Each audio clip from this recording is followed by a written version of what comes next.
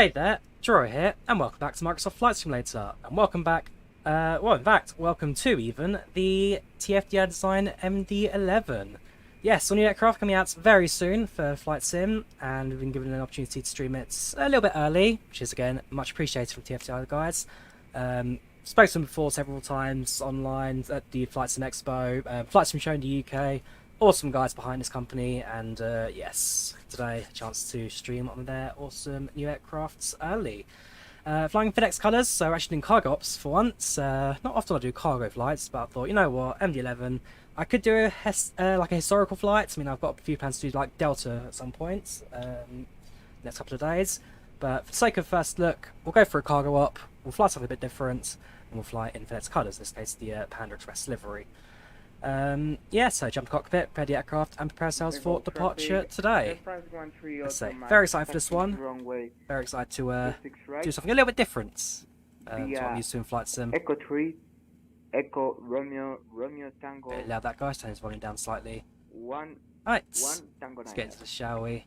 Any scenery for Charles Du Gaulle? Just using the default hand-built fancy one by Jamie.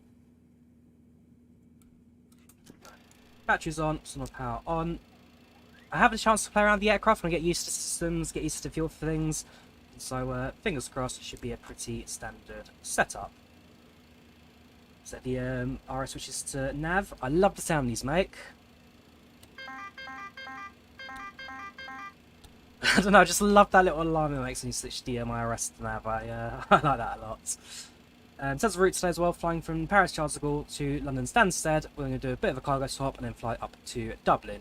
In reality, this is a 767 route. The MD-11 just flies from Stansted across the Atlantic to usually Memphis, Tennessee. But I thought today, for the sake of again getting a short flight, because yesterday was a pretty long one in the 777, we'll just fly a short one up to Stansted and beyond. So, our switches to nav, and that is pretty much all you do if you have a panel at this point in time. Apart from turn on the nav lights. Then we will go to GSX and we'll request a refueling and boarding. So GSX does also have its own cargo kind of animations, vehicles and stuff, so that's always pretty fun to do. Request a boarding. Says passenger bus, in reality that's going to be the crew bus. Head over to not state services, we'll open the car passenger door for now. Cargo door will do all when we arrives. Import bus arrives. Import flight plan from Simbrief, Paris to Stansted. It'll be our first leg today. We'll set the fuel and payload in a minute. Let's go wait for the fuel truck to arrive first. In the meantime, down to the FMS, flight plan initialization, and plug in our route from Lima, Foxtrot Papa Golf, to Echo Golf Sierra Sierra. Alternative state is Manchester, Echo Golf Charlie Charlie, if we can't make it in Stansted for whatever reason. Flight number is FedEx 5202.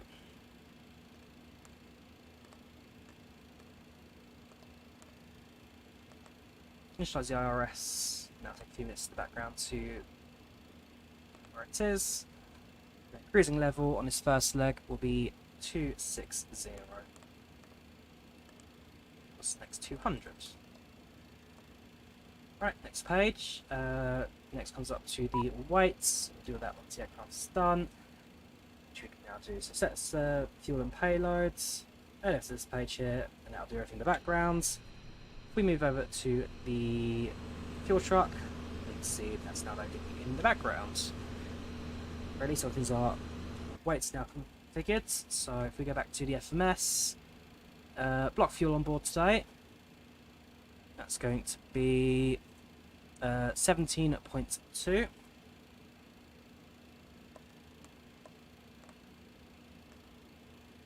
Takeoff for weights is going to be 20.2.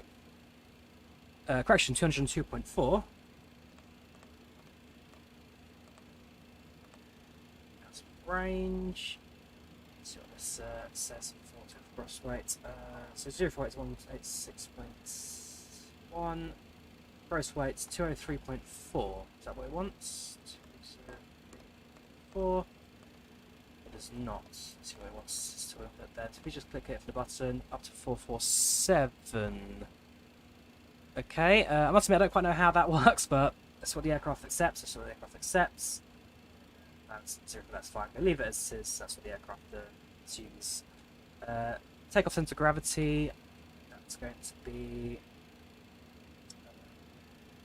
not on there, so I'll just pull it in from the aircraft. It's 28.5. 0 to gravity 27.9. Cool. Next page on that is just fuel utilization, but I don't need to touch anything in that really. Head over to the flight plan. Let's look at our routing. So our first waypoint is going to be a Palit.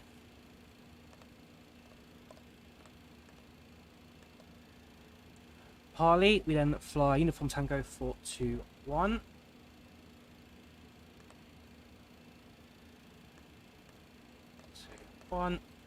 That takes us to QNAV.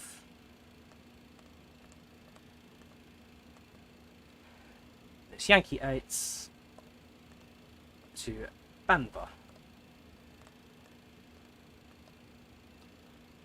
And that's our flight back completed. Insert that. And our departure is expected to be runway 27 left. On the Palit 5 Delta.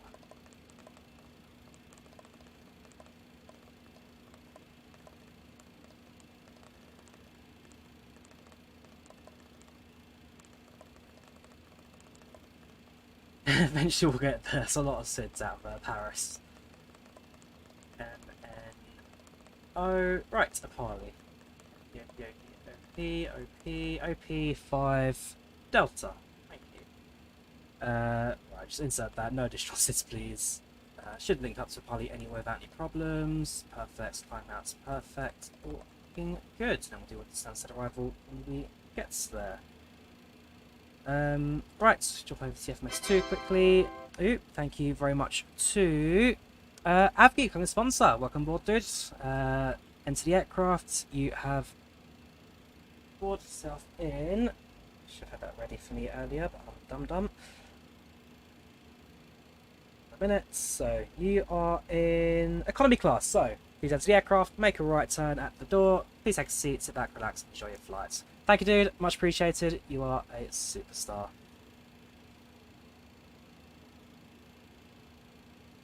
Done. That is centered. Cool.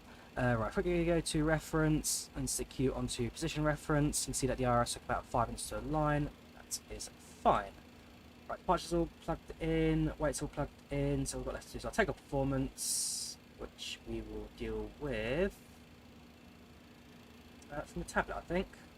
So, performance, Paris, get the weather information for Paris, aircraft information, grab that from the aircraft and calculate. So, V1133, rotate 138, V2153, flex 759, and flaps 25 takeoff. That's quite a V1. Right, so flex 59, flaps 25. 133, 133, pressure 133, 138, 153. 133, 138, and 153. Perfect. Slope and winds. Slope is going to be. There is a note of that somewhere. Let's see it again. I'm sure when I was doing the testing. There you go. Slope 0.1. That's correct runway actually. 27.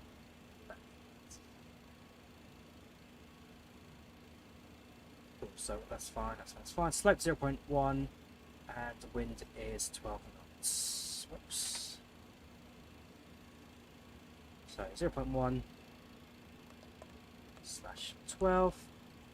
Outside air temperature. I must admit, could get to work earlier, but it's 28 degrees centigrade. Doesn't like that. We get it in Fahrenheit. It's 82.4.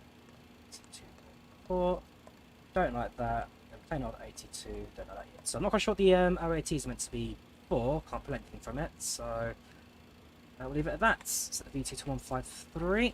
153 goes into you.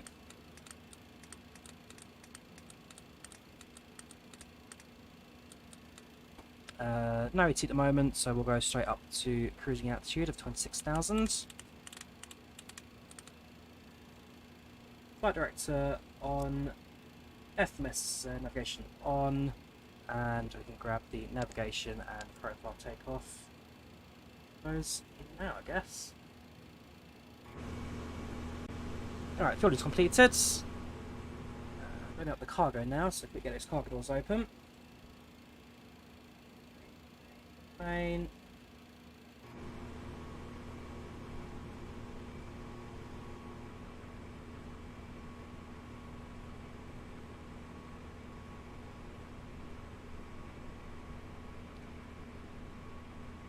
What guys saying in chat? Just promise you'll stream more often. He's promised five streams a week, Monday to Friday, 9 to 5. I wish, Ricky, I wish, but with work that'd be way too much. That being said, that's what an Airbus taking off behind us.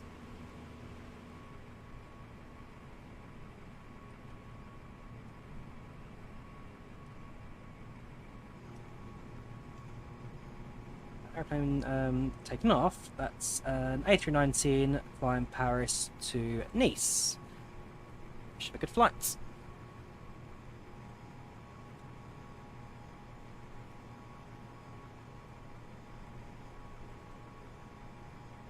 So now the cargo's finished loading up, everything else is pretty much good to go now.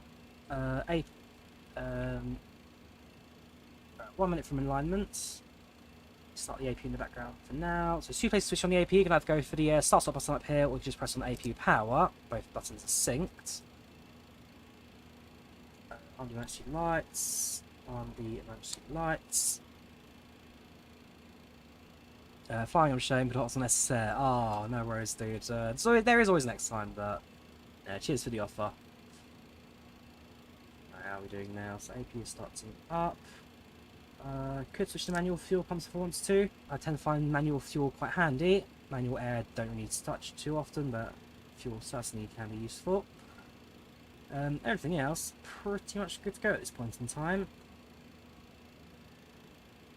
RS is aligned, so we can do a quick check of the flight plan.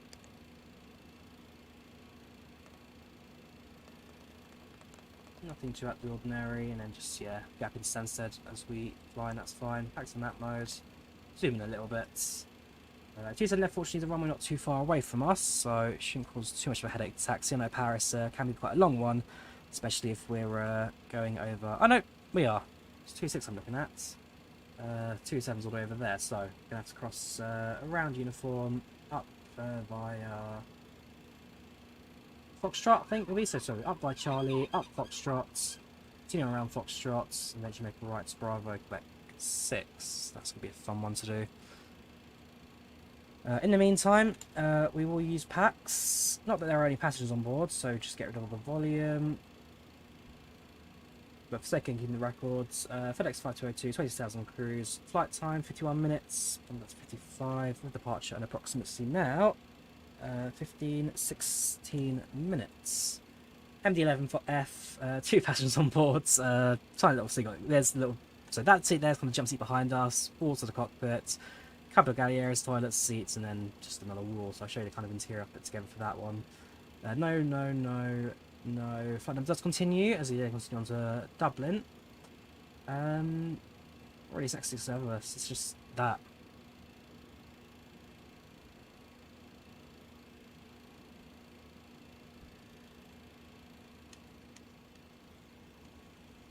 Yeah, there's the seat that's behind us. Ooh, where did Pax go? Did it crash? Pax never crashes. It worked in the testing earlier. Oh yeah, there's a jump seat there. And then if we just pop open the cockpit door and just jump out. We've got a couple of seats down here. There's a toilet, and then there's just a galley hidden around the corner on the back. Had a takeoff so far. I'm enjoying it so far, Jim. Takeoff's powerful, that's for sure. This thing takes off like a rocket, it really does. Beyond that, got an aircraft in the air. Must admit, taxi on the ground does feel very heavy. I'm not a fan of taxiing this thing, I must admit. Let's try again, shall we? So 55, 15 minutes. Next, MD-11 to whatever, yes. No, no, yes, start. That's more like it.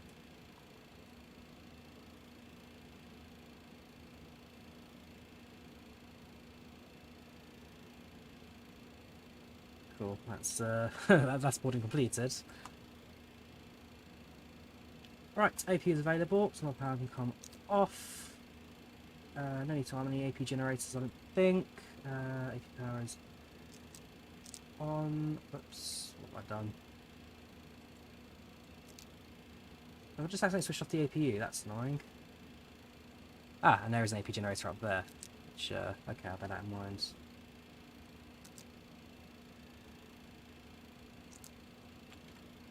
Alright, what have I done wrong? APU is not powering, that's okay. That's an oopsie on my part. Right. APU, restart you. In the meantime, what I can do is probably request a pushback and departure now. So, prepare pushback and departure. Departure request, departure clearance requested. Everything's now moved. All doors secure. It's not too far for the push and start now. APU starting. Price I believe is $70 for just the cargo or the passenger variant, and then for $10 on top. So for $80 you get both of them. So it's two price levels. You've got $70 for just the passenger or just the cargo. $8 gets you both passengers and cargo. Hello, Captain. We are ready for pushback. Right, so power off. That button doesn't do much, I don't think, so I'll leave it at that. All doors are now closing or closed. GPU can disconnect, and the wheel chocks all can disconnect. So that's us clear the ground now. Departure check completed. Bypass pin inserted. Beacon lights on, so that ground cruiser. We're ready for engine start. Engine ignition to system A. All fuel pumps should be switched on. Yes, they are. Packs are off. Bleed air's off. That's all looking good. Yes, it comes out in a matter of days now. Owl, I believe it comes. Gilotti, I believe it comes out. I want to say the 5th. I'll double check the release date. But yeah, it's just around the corner for the MD-11 now. Which I'll say it once. Oh, did I lose a flight plan as well? No, I didn't. It's all there. Top to them. Bandvars at the last waypoint I had. Yes, cool. Nose right, tail left. That's what I want. Release parking brakes. Takeoff. 153. Right, parking brakes released. Engine ignition is on system A. So start up the engines are nice and simple. Commencing push. All engines clear. Start at will. All we've got to do is pull the little lever, back of the engine, watch the N2.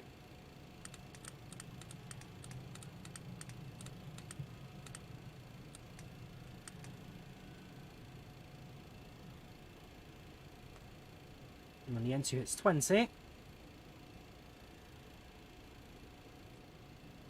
pop open the fuel cap and you're good to go. And while we're at it, stabilizer trim needs to be at 4.9.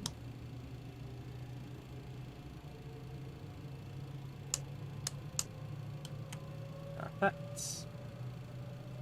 Wait for the start switch to pop back in. Engine to start.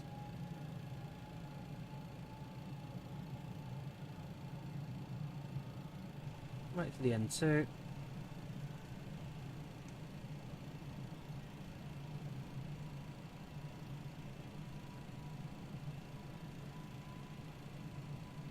Fuel flow starts.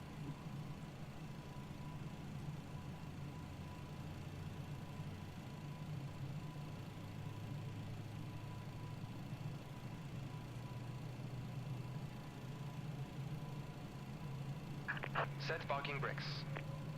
Brakes set.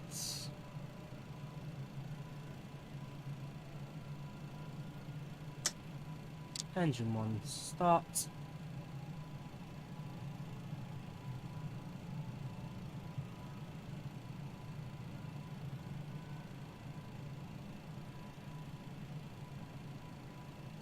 Nice and steady. Engine 1, fuel flow. Start. Unlocking gear. So this is pre-release at the moment, Owl. This is a pre-release version of the MD-11. So there will be changes before release. There will be a few things here and there that are tweaked. But for now, this is our first look at the all-new MD-11.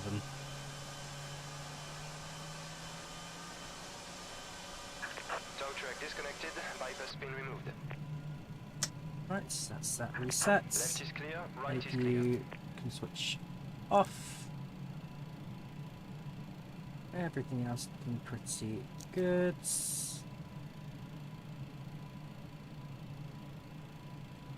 Switch back to automatic fuel.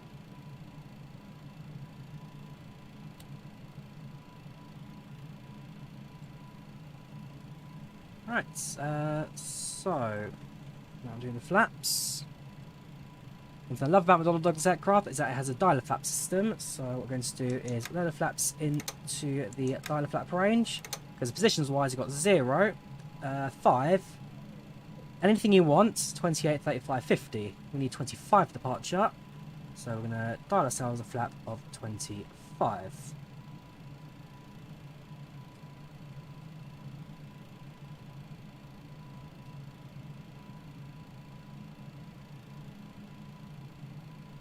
Good. Right, there goes the ground crew. Thank you for the service.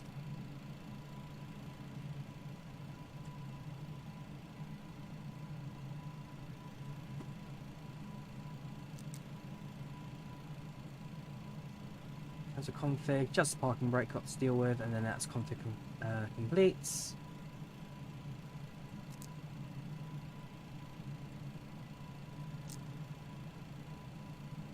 Couple of different menus, can check status of your aircrafts, all looking good as far as I can tell.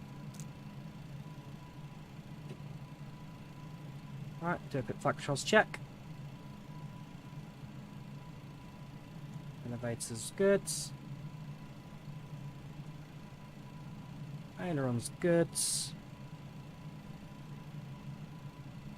Rudder's good. Spoilers good. Perfect. Let's go back on the engine page. Taxi lights set. Parking brake released. Taxi to the runway. Like I said, I'm not a big fan of Taxi's aircraft, I must admit. It's a heavy on aeroplane. But other than that, in the air it's nimble. Lots of power behind it, that's for sure. And the sounds are something else.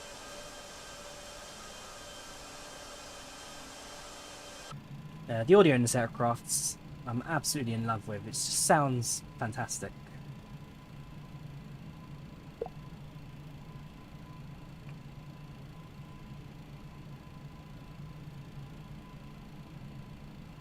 Paris Charles Du Gaulle grounds. This is FedEx 5202 taxiing from FedEx Cargo to runway 27 left via Charlie Foxtrot right on to Quebec and then Quebec 6 for departure.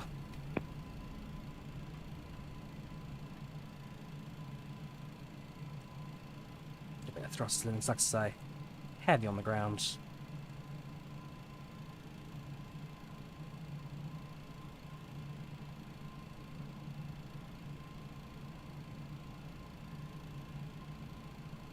And we'll say the MD-11, for what is a wide body, this aircraft is a wide body, definitely feels narrow, that's for sure. It's not as wide as you think it is. I don't know if it's just kind of perspective, it's quite half the ground in this airplane, but it doesn't quite feel as high as you'd think. I'm using IVAO, gym classroom, using IVAO. A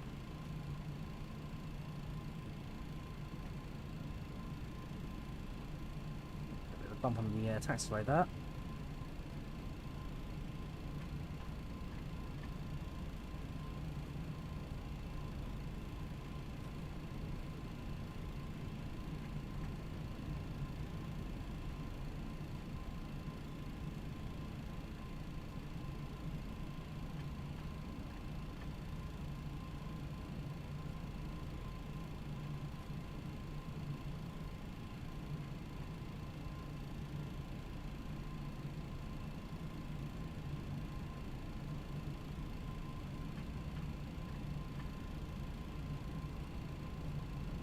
it's a fairly lengthy taxi up to the runway here at Charles Du Gaulle.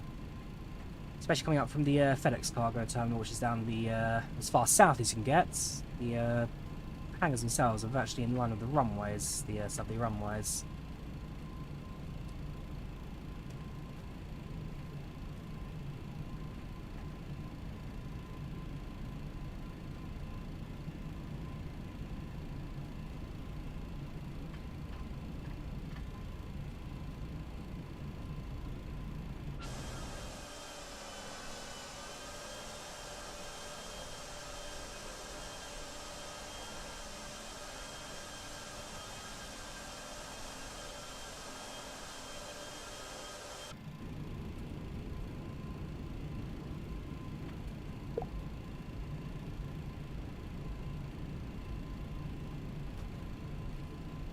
Any kind of like background check acceleration, see that's going to be FS realistic in the background, so having a bit more life to sim.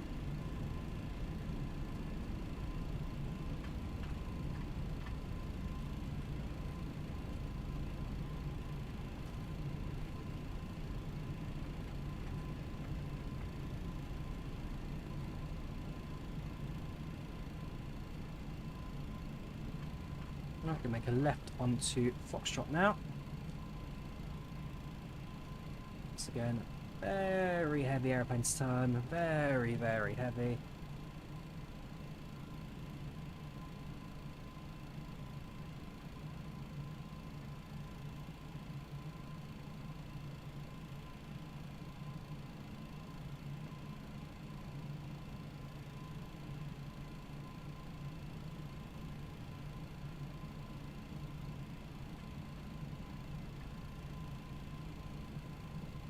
That's what an EasyJet back in the background there. That was just coming to land.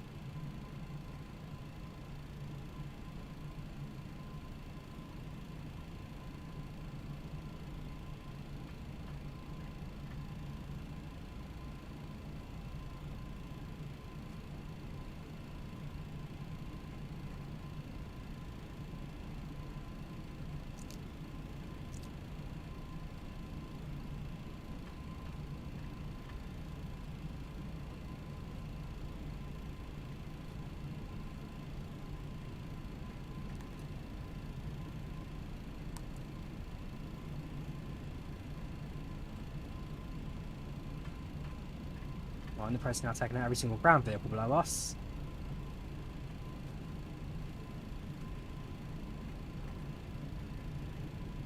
Whoops. Ground terrain also not particularly friendly here at Paris, that's for sure. Look like where the speed bump came from.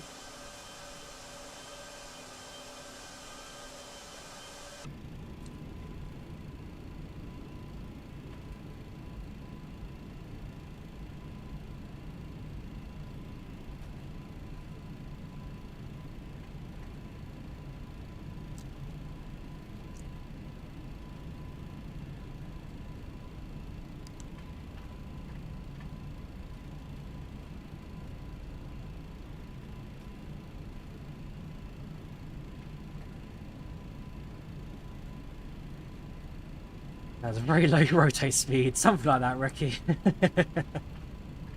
just a tad bit on the low end. Got a bit of airtime there.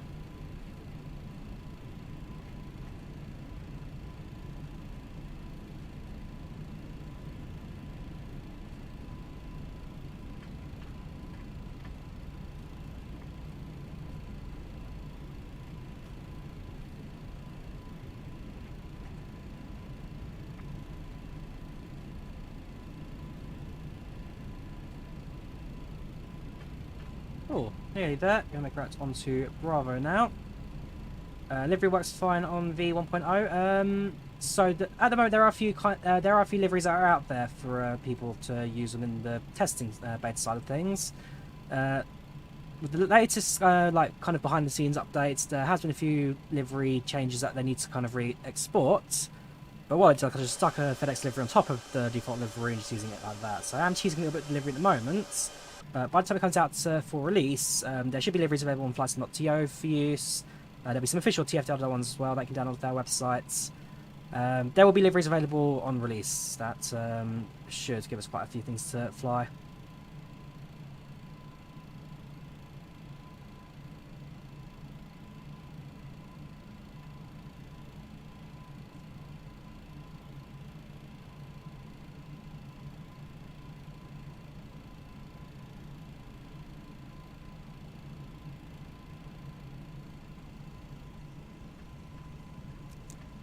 One more config message.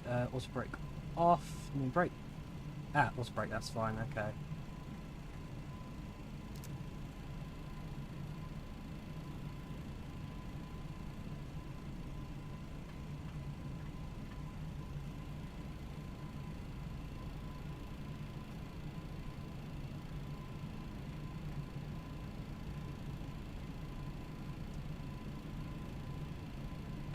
Yes, this is the MD-11. It's not available yet, Aviation Lover. This is a preview from TFDi Design. They're giving me it a little bit early to showcase.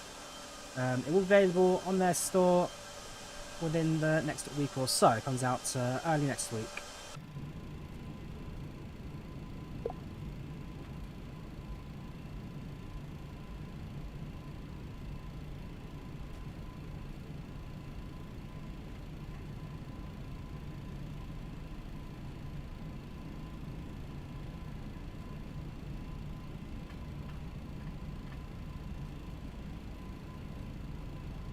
July 2nd, thank you, Ricky.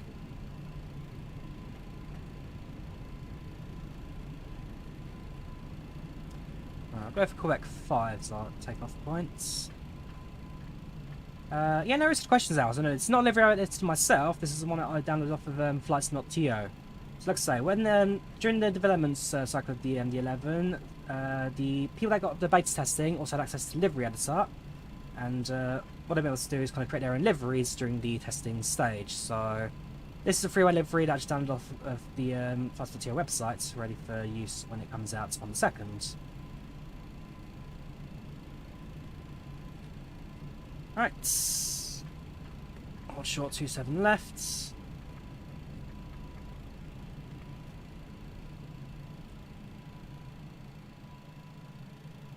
There goes the EasyJet.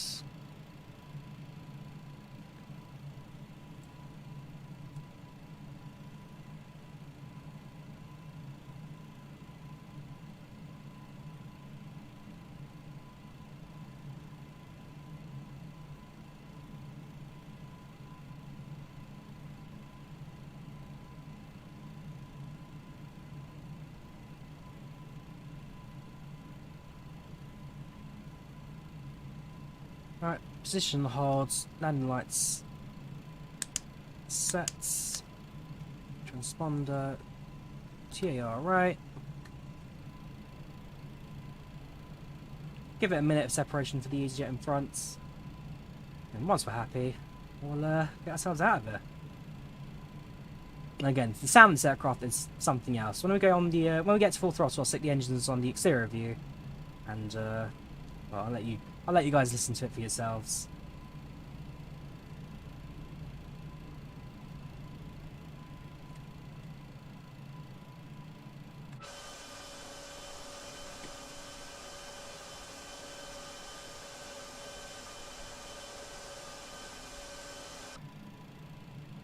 How's EasyJet doing?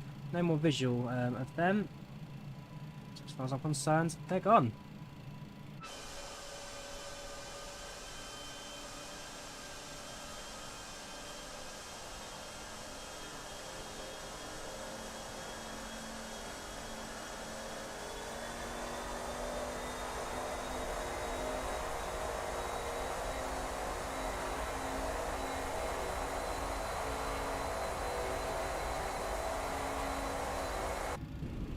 Yeah, absolutely in love with those engine sounds, I really am. 100 knots. D1. Rotates. D2. Positive rate of climb. Gear up. And now, we're going to push for about 25 degrees of rotate pitch. Like I say, this thing is a pocket rocket, 3 engines in the back, fairly lightweight for this cargo hop Stansted. This thing, it can climb.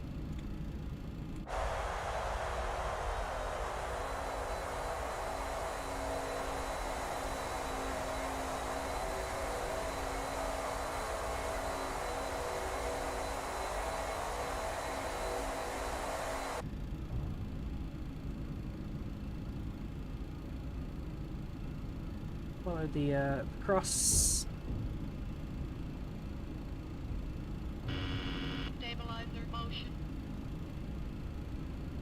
And activate the autopilot, the aircraft take control.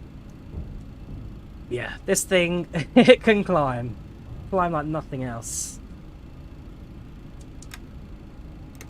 Raise these flaps slightly.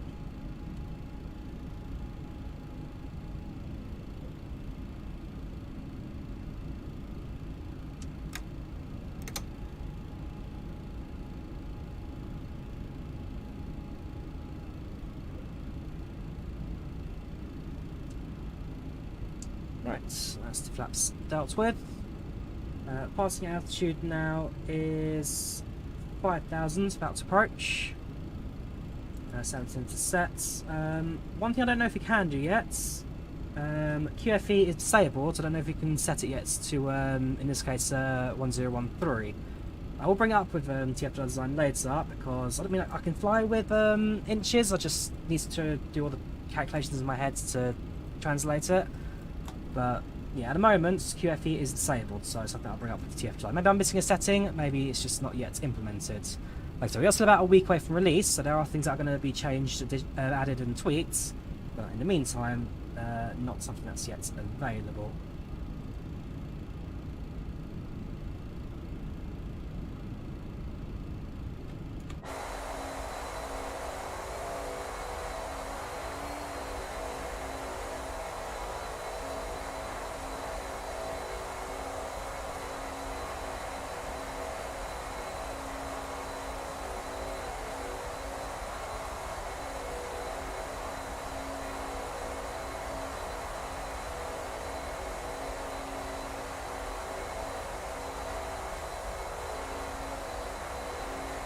So I've got my left throttle key aligns to engines 1 and 3, and then my second throttle is linked to engine 2. So I've got the outer throttles on one, and then I've got the middle throttle on the second. So when I go with my 747s, I'll try and get engines 1 and 2 on the left throttle, 3 and 4 on the right throttle. That way I get some sort of engine asymmetrical operation. Right, 10,000 feet, landing lights off. And at this point, we're free to sit back, relax, enjoy the flight up to Stansted now. Zoom out on the ND slightly. Probably going to head over to the arrival information now, because there's only a short flight up to Stansted. So that will plug in. So our star routing, expecting runway 22 for landing on the ILS. And it's going to be a Banva 1 Lima arrival. Do we have a Banva transition? We do not, so we shall leave it as is. Insert. Check for some nuances, which there are not. Perfect. So that's our flight plan plugged in for the entirety of the trip. 16 fixes in as well, so if I grab the runway at Stansted. Runway 22. Don't do it well like that, so we'll do it as a fix. EGSS fix. Grab one at 10 miles, which is top of the descent. So 26 will be 2466 18. 18 plus 6, 78. 78. Format error. Okay, I guess not. Yeah, that's it. Like I said, I don't quite know my way fully around this aircraft just yet. Still very much in the early stages of taking it for a flight. But from what I've seen so far, it is impressive. It really is. You know, Panda Express FedEx.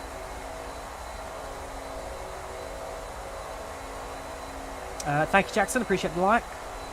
Welcome, Valentina. How you doing? Welcome to the channel. Welcome to chat. So far, so good on my end. Enjoying the fancy new MD-11, which I'm absolutely loving so far. The model looks great. The sounds are great. There's not much I can really say wrong with this airplane at the moment. A few minor things here and there, which I presume are just down to aircraft still being developed. When it comes out next week, expect a very solid add-on, that's for sure.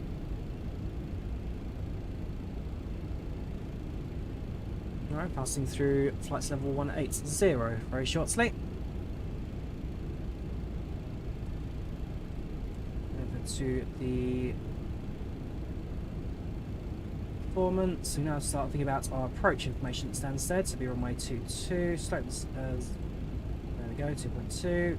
grab the weather information at Stansted, and then landing weights I shall deal with through the flight info. So landing weights will be 195.7 in pounds.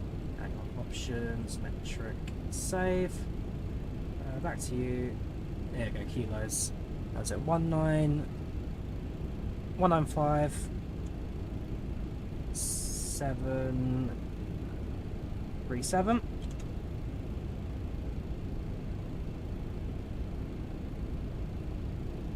Cool, so 35 degrees flaps should be a fairly average landing, using up the majority of the runway. Plenty of room at the end. Despite being cargo variant, it does also have a few windows on the side, that way you can use that to inspect the wings and engines if something were to go wrong.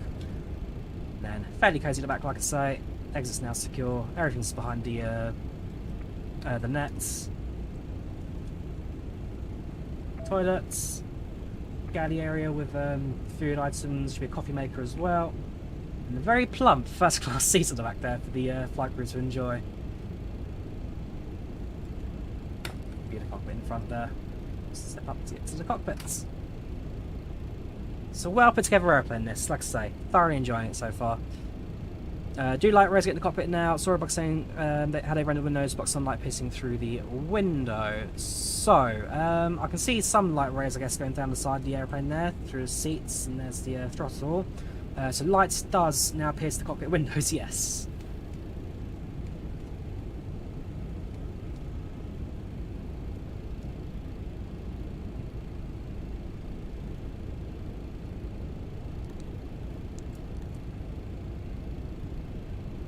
Nearly at cruising altitude now, nearly at 260.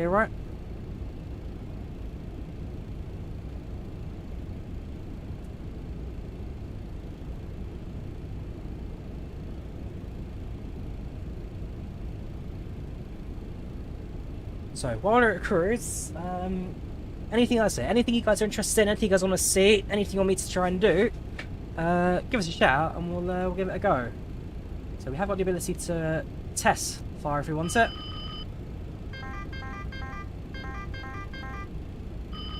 Engine 1, fire. So yeah, all the testing systems work. Basic functionality works. Quite in-depth little aeroplane, a lot for you to kind of see, do and play around with. Oh, yeah, I'm liking it so far. In terms of the approach, the ILS frequency and course is plugged in automatically by the airplane, so there's no need to... It's like the Airbus aircraft, you plug in your destination on the FMS and then it just does the tuning for you automatically, so no need to do any manual inputs on that. In compared to the DC-10, the MD-11 I believe is a far more airworthy aircraft. Had some incidents, but nothing major that was caused by the aircraft itself, really.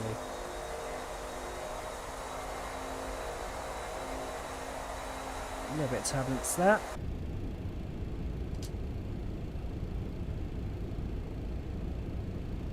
There we go. Aircraft now holds 26,000 feet. Thank you, airplane. Thank you, airplane. The alarms and the trim sounds, I must admit, do give me anxiety sometimes. It's but the McDonnell Douglas alarms are something else. They really are. Right, there we go. Nice and stable. All three engines running. Fairly hot, but nothing excessive. All looking pretty good so far.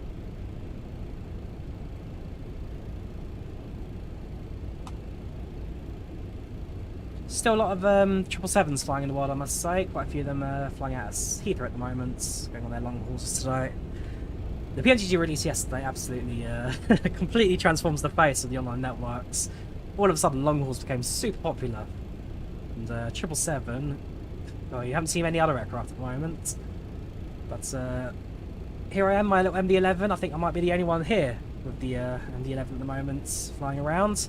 There was the other one that released on MSFS a little while ago. Can't remember which developer that was. There was it Rotate Sim, something like that?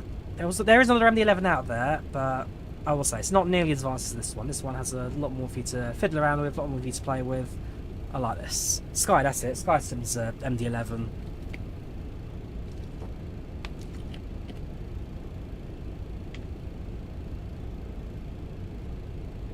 enter our arrival information.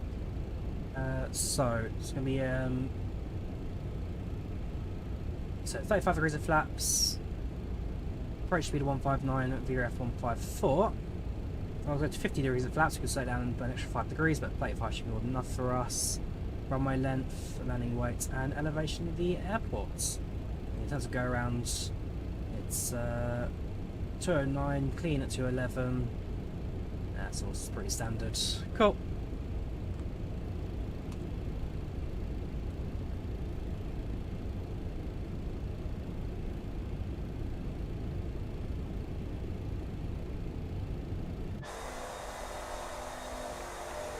And of course, being a tri-jet, far more ETOPS friendlier. Also, very fun to fly. It's not out just yet, planes. It comes out on the 2nd of July. TFDi Design drops me a copy of this last night saying, "Hey Drawyah, you want to show it off to you guys?" And I was like, "Yes, please." So, yes, there goes a copy of the aircraft a couple of days early to fly out to show off, and hopefully get you guys hyped as well. And I'm loving it. Let's say earlier on today I did a flight from Stansted to Dublin, learning it, some like the basics on like how to set it up, how to configure it and all that. The flight to Dublin, no complaints, went smoothly, so I thought, cool, I'm confident enough now to stream it. And so far the only mistake I've made was switching off the APU, so other than that, so far so good. And again, we have got one more leg, so when we land at Stansted we're going to do a quick flip around the cargo, and then we're going to fly over to Dublin. Playing PMGG, so like I said, I did a 777 stream yesterday, and depending on timing I might do a 777 stream tonight. So like I said, there'll be a fair few traffic controllers online in the US, so I might see if there's any 777 domestic flights in the US or somewhere short, and we'll try and do something out of maybe JFK. So 777 tonight, potentially yes, but for now, MD-11, let's enjoy it. In terms of top of descent, one thing this aircraft does not give me is top descent marker, once it does kind of. Yeah. It's not the clearest in the world. So top descent's for Undug. I guess he got the marker there at Kunav. Leave again, Danvar, it's still going to be at cruising level, so yeah, there's not really much. I don't know if that's kind of like that arrow points down there, that's kind of like the Airbus style, kind of just arrow points down, but there's no real top descent marker just yet, that I can tell. So it's one thing you have to keep an eye open for. But even if you miss top of descent, this aircraft is a very forgiving descent. Idle throttles, pitch nose down, this thing drops like a rock, it really does. It's a very pilot-friendly airplane, the MD-11. DC-10, not so much, but the MD-11 definitely is.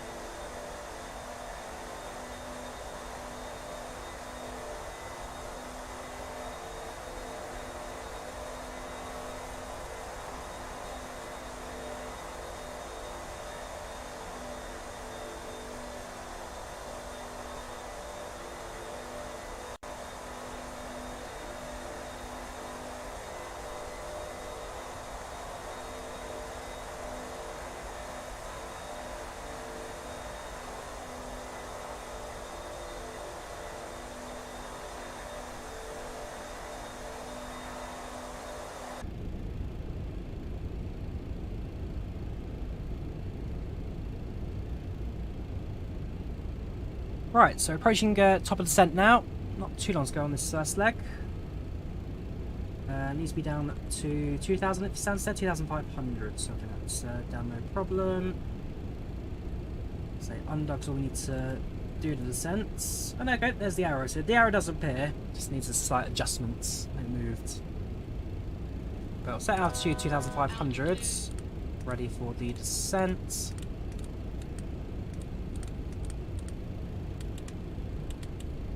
And then top of descent, aircraft will just automatically drop without any problems. Going to be entering the UK just east of Eastbourne. Then cross over London. That'll be quite a sight. Spot Heath on the left hand side. A few 777s on the ground at the moment, so maybe get to see some of those on the way out. This won't be freeware, no. So this aircraft will be payware. It costs $70 for the cargo or the passenger variant. From both of them, $80. So $70 for one or $80 for two, which is a fair pricing structure.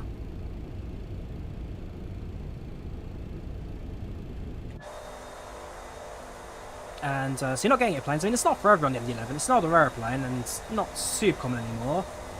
But it's a pure McDonnell Douglas through and through. And again, it's something different in flight sim. It's a bit of variety. It's something a bit different. It's a trijet, of course, and it's a very 1990s leather cockpit base. So again, one that I do quite enjoy.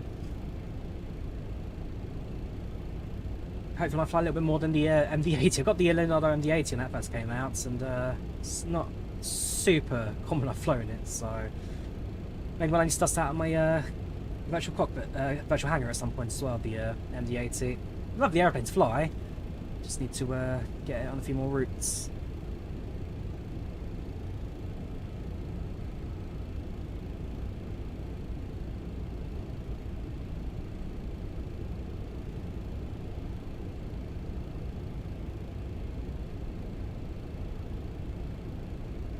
Cool, so now approaching top of drop.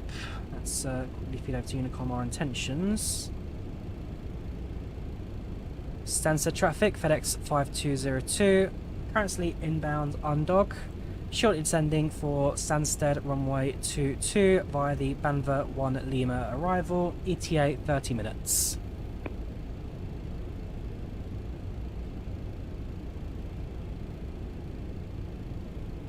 Right, there's Eastbourne down below.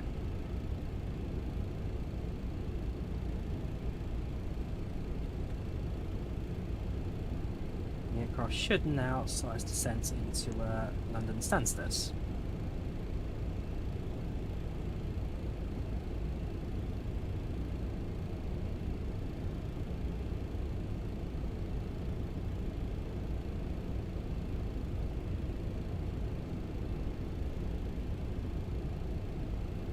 There we go.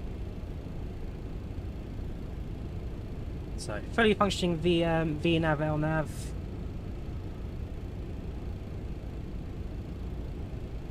That's an absolute charm.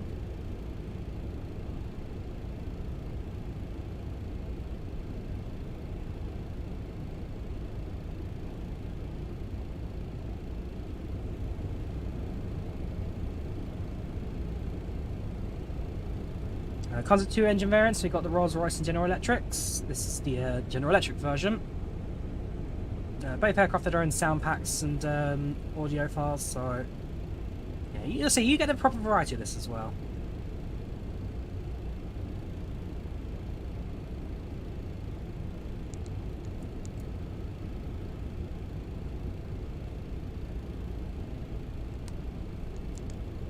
Into plan modes after this approach. Yeah, so I might skip out Laurel, go from Bravo Yankee, bus to Laurel, so yeah, we'll skip bus to skip Laurel.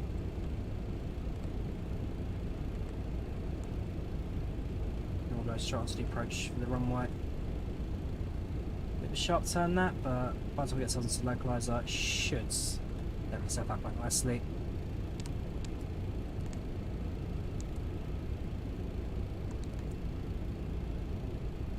Welcome Jordan, how are you doing? Welcome to the channel, welcome to chats. Hope you're keeping alright, enjoying the MD at the moment. James, go ahead. What would you like to ask?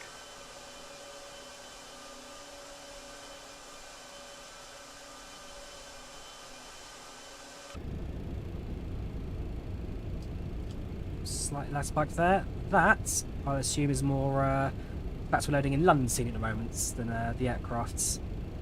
It's got spawn in Gatwick, got spawn in Heathrow, got spawn in London City, got spawn in Stansted. So, yeah, that's going to be a slight moment.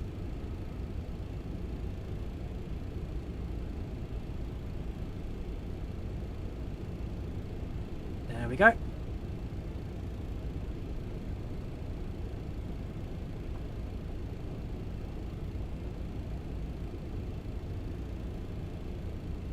It's planning goes to Intel F534, 13400K. I mean, that's a pretty beefy spec there. Nothing I could say against that. Yeah, you should run Flight Sim without any problems on that spec. Do enjoy it.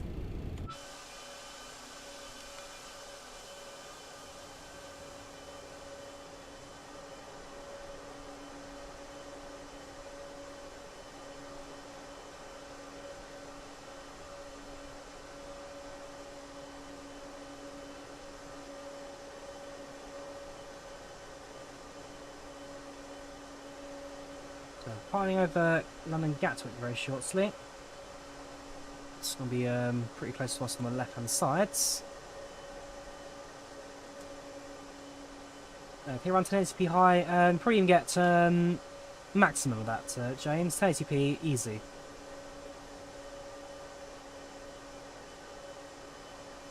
Yeah, mix of high and ultra. Definitely get ultra clouds in. In terms of lighting, shadows, that kind of stuff, pro push to ultra, yeah, you've got no problem with that. I'd even consider pushing to a 1440p monitor if I were you.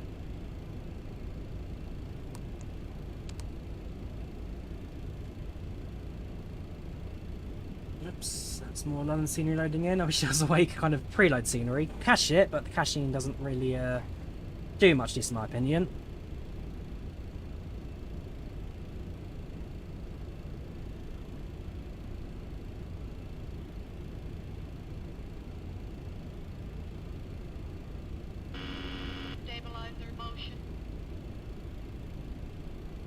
Said it before, I said it again. The MD-11 has the most terrifying alarms ever. Increase the speed a little bit there, because it slowed down a bit earlier than I'd like.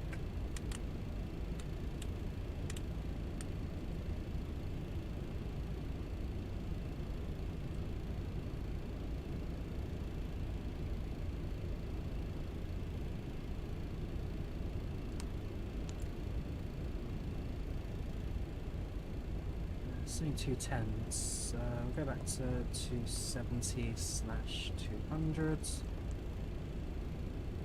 Not allowed. What limitation the waypoint is it? If it is, that's not a problem. So go up to 250 anyway. Let's get back to Brooklands Park.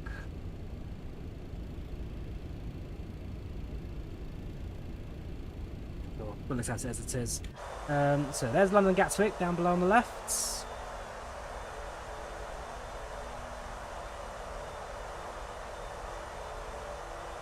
Yes, with lots of scaling as well, then it's something I tried out earlier, but I can't seem to get it without screen tearing, which is a slight shame. I might give it another time later on, but gave it a go myself, had a few screen tearing issues, tried streaming it once, just didn't quite work out, so unfortunately had to cut my losses and to get rid of that fairly quickly. Most people seem to run it okay, but on my occasion, in my case, just had one too many problems for it to be considered viable. Which is a shame. I'd love to have used that. Yeah, there's one thing you learn from watching the MD-11 developments. It's, yes, stabilizer motion. It's terrifying sounds. Again, that and the attitude just catches you out and you don't think about it.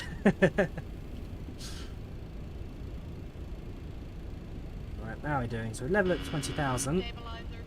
There we go. Level at 20,000. That'll keep us until May. Just passed that on, holds the altitude and speed, and then up to Brooklands Park. We'll speed up a little bit further.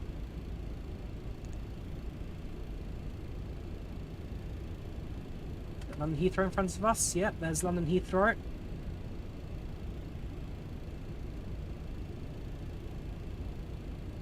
My settings are a mix of high and ultra. Jane's mix of high and ultra.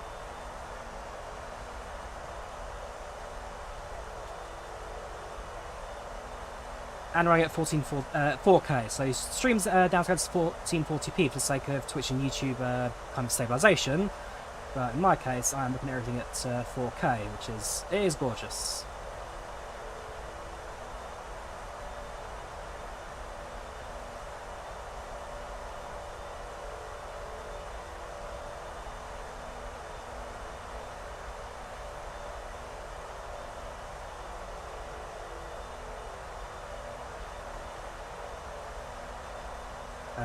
When I tell Toes to choose, Colin played it on his speakers in a Discord call and it was all blah. Yeah, that sounds like a Colin thing to do.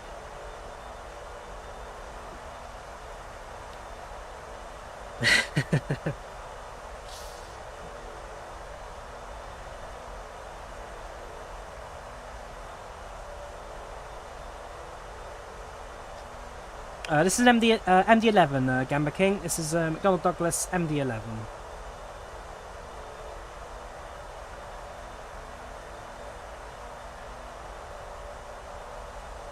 Spec same levels. Your CPU is better than mine. Your GPU about the same level, yes. So I run a 3080, which balances out to 4060 kind of level. So GPU about the same. CPU much more stronger than mine. Something I'd like to upgrade on my system in the next couple of weeks if I can go get a bit of cash out for it. What would you like more? I mean, the MD-11 is obviously not quite as known for killing you, so simple answer, I guess. And yeah, it's a joyous aircraft to fly this. From what I've done so far, thoroughly enjoying it. Just spot London in the background. There's the Shards. It's Tower Bridge, Tower of London, House of Parliament, London Eye.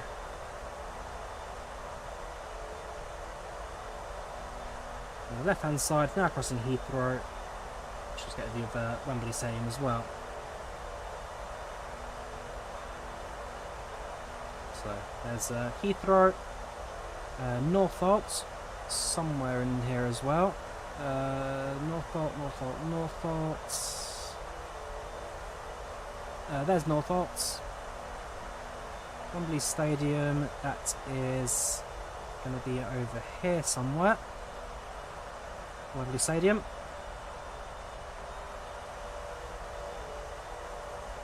How can you tell when you're in 20,000 feet in the air? You just use the attitude indicator, which in this case is level 20,000. Speed a bit low, but that's just the requirements of the approach apparently, a part of the SID, so just leave it as it is. Ooh, just realised, hang on, I'm going to fill in these written parts as well, because that altitude difference is quite heavy. Right, there we go.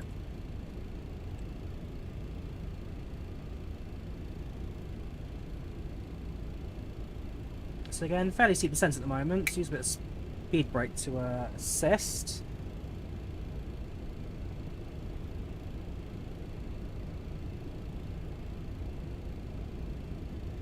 Oh, with my eyes, because I live in London, so I kind of have a basic idea of geography within the capital.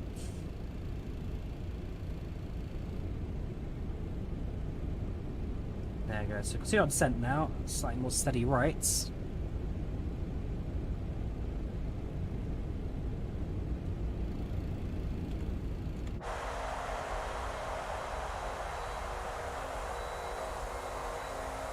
There you go, Boeing 777 on takeoff. Told you it'd be 777 on the ground.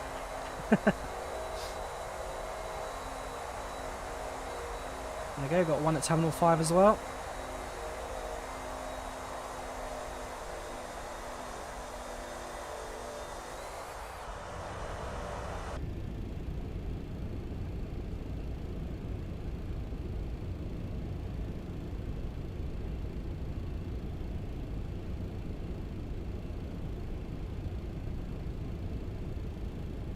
So by Brooklands Park, we need to be down at 9,400.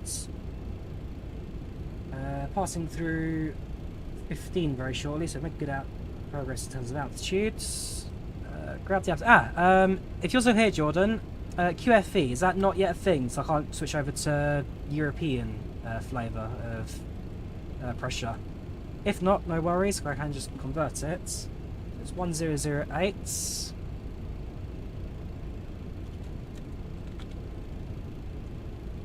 going to be...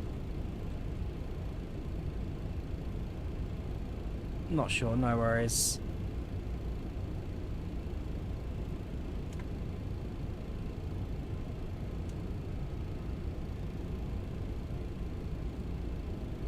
Two 976.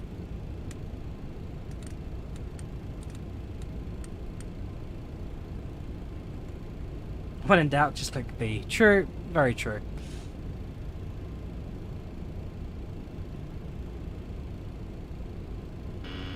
Stabilizer motion.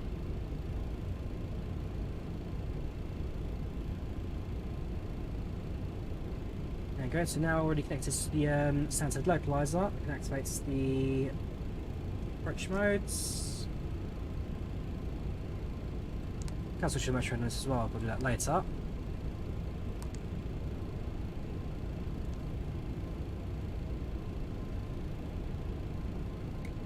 So spoilers out, slow down.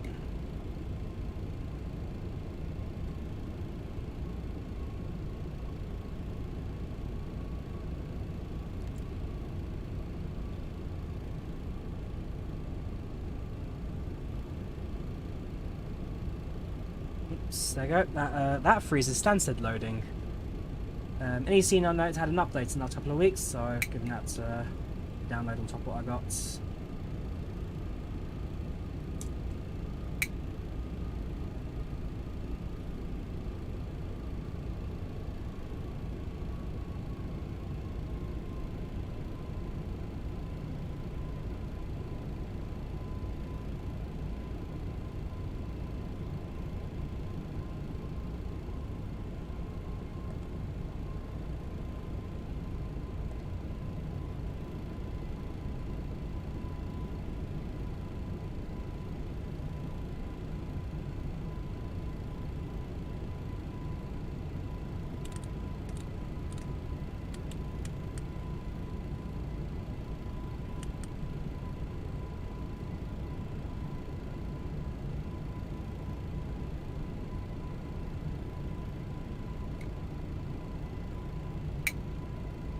Reaching 10,000 feet, landing lights on. Stabilizer motion.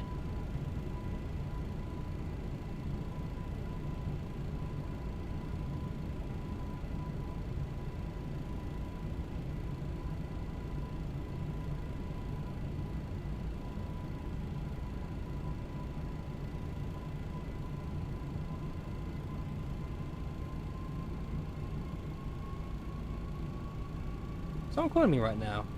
Shouldn't be. Sound like it.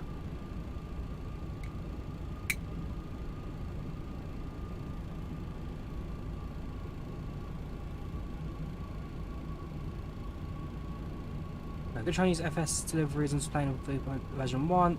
Yeah, no worries, like I say. Ask them what you want, dude. It's not a problem.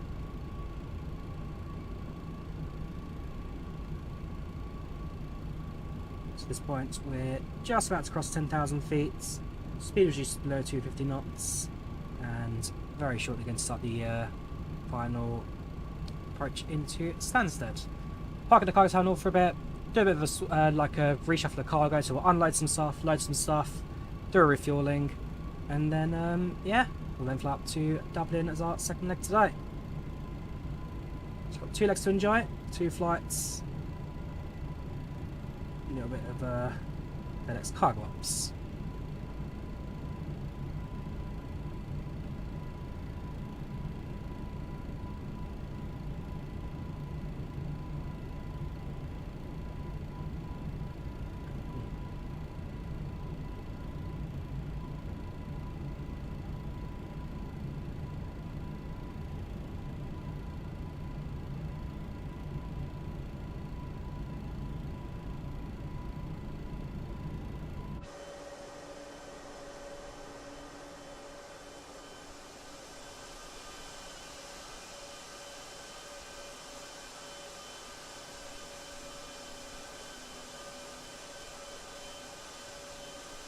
Yeah, it's only a short little hop, this one, but not particularly straight one either. Mainly avoiding all the traffic around Paris and London, it takes on a kind of wide berth route around and through the middle of everything.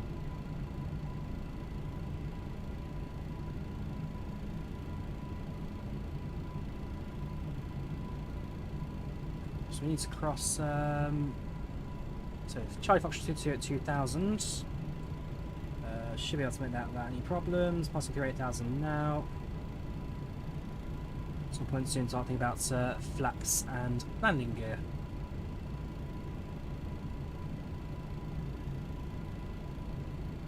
And Stansted should be visible somewhere to our right. There it is, there's Stansted.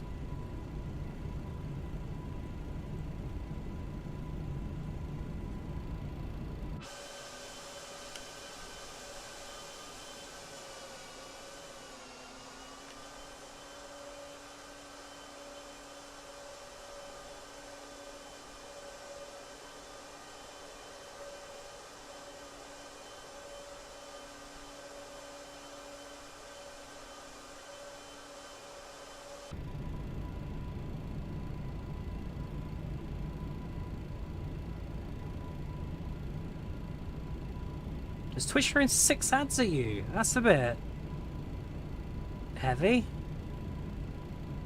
Gosh, automatic ads. I'll have to check that setting. That's a no-no. So, sorry. Okay, I'll check that in a bit. Right, passing on the now passing through 5,000, very slowly approaching. Start a right-hand turn. We are above the glass type at the moment.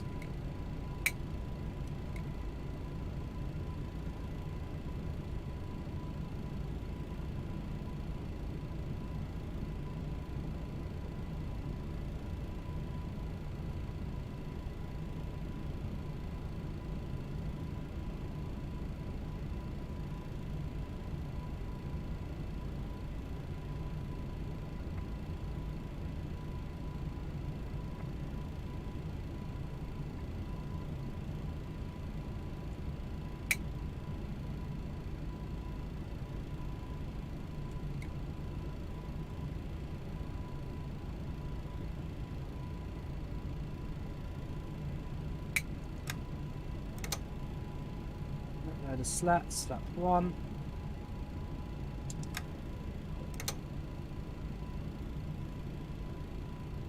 It's 15.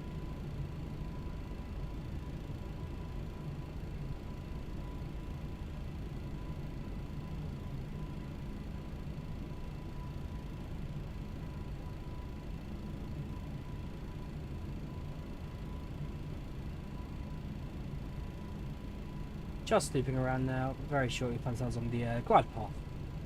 2,500. Stabilizer motion. Cool. Gear down. That's 25. Landing gear. Landing gear. Progression 35 flaps. Take off 75, landing at 35.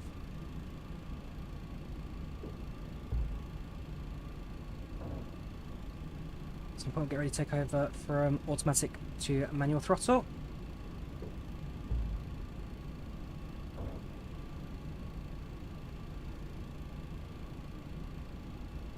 I do quite like it, so you get bidirectional winds, tells you in both directions where they're coming from. Yep, that's spike there.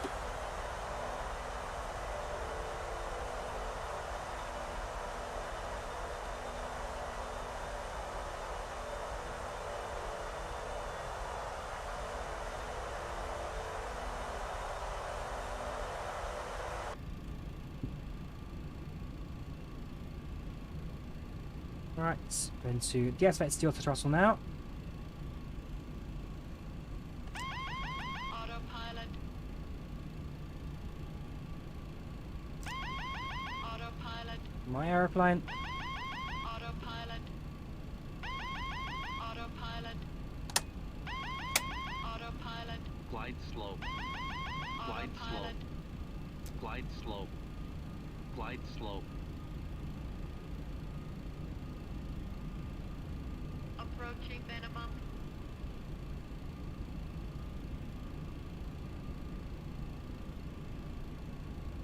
Minimum. Minimums continue. 100. 50. Glide slope. 40. Glide slope. 30. 20. Glide slope. 10. Bit of a heavy one that. The frame rate, whoops, frame rate's definitely not on my side at the moment. Reverse thrust sets.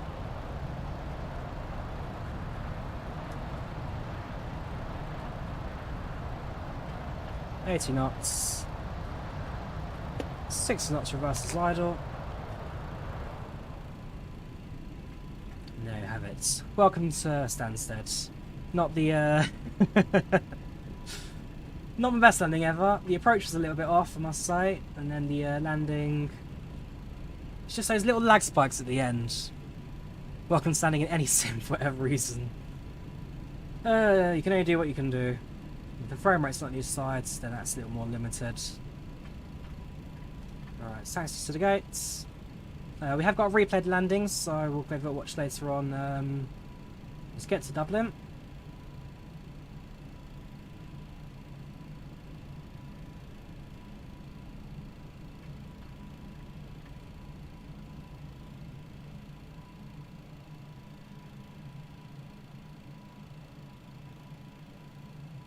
But for now, let's actually over to the cargo area. So landing lights can come off. Taxi lights set. Responder off.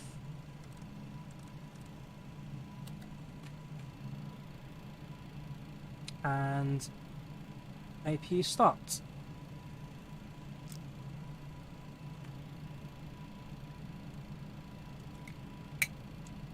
Back to stop. Spoilers down. Give it a bit of throttle.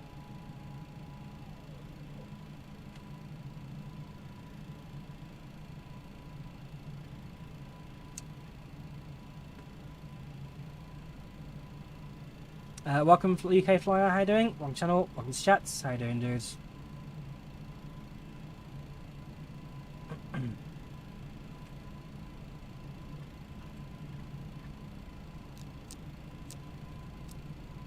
Alright, cool, flight directors. How's that down on apart from the scare on the 7.3?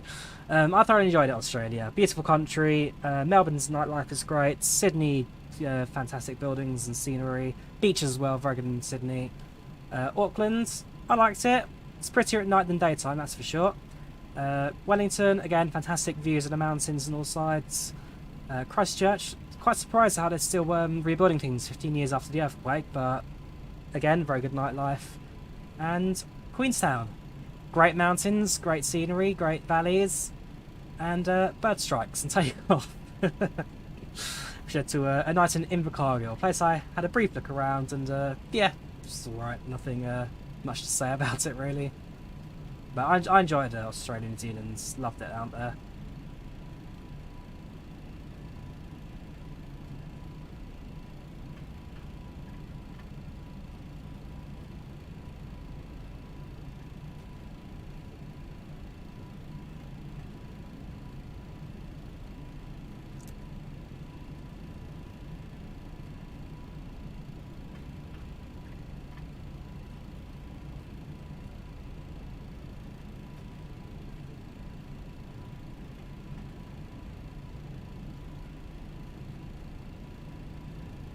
Cool. Just going to exit right.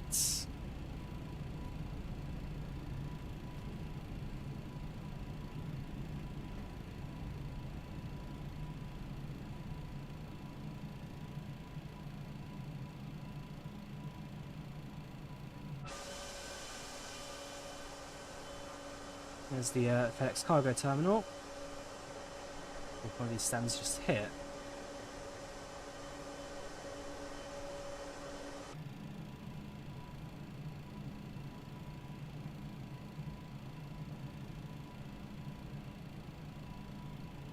Yeah, absolutely. If you can find it, do give us a shout.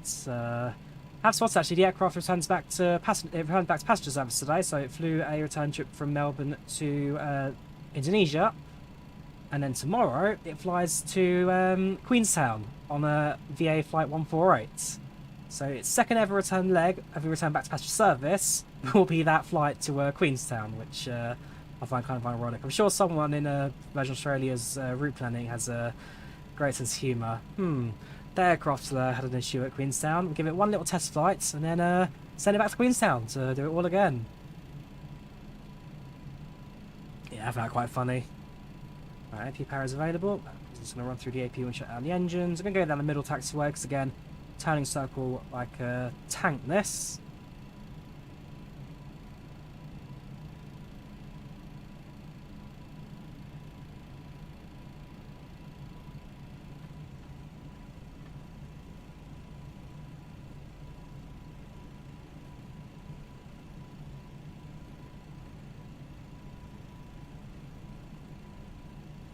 Stand 7.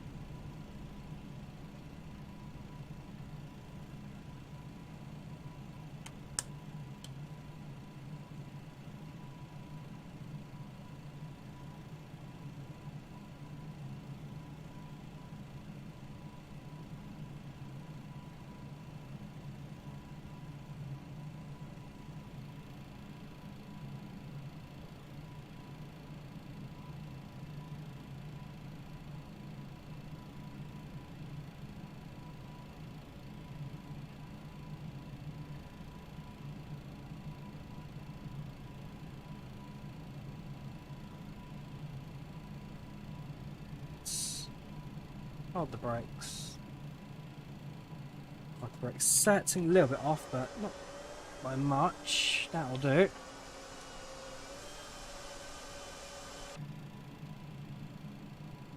Engines off.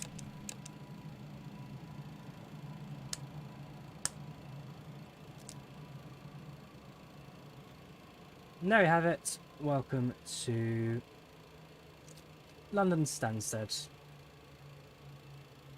So what was that anyway? So it was a minus 391, so definitely a bit on the heavy side that.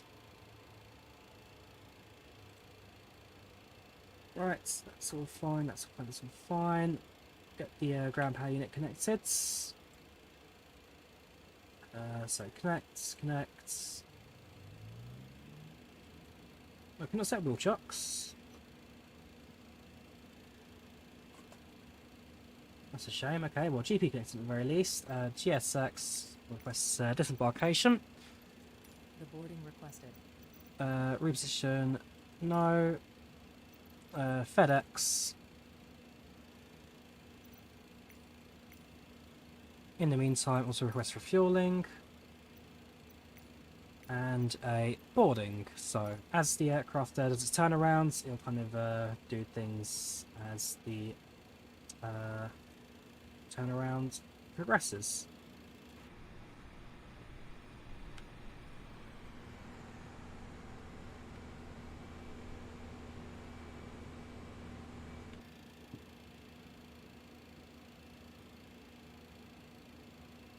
I can open the cargo doors. How come? Ah, there we go. Cargo main and cargo R1. Oh, why not letting us open the cargo doors? Come on. Performance charts, services.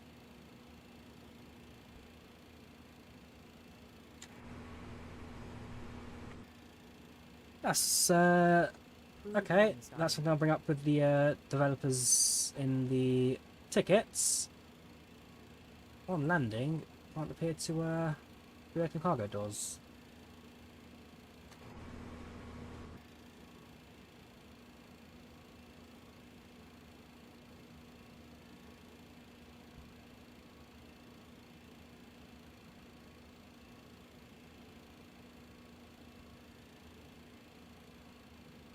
You open the bulk cargo door at the rear.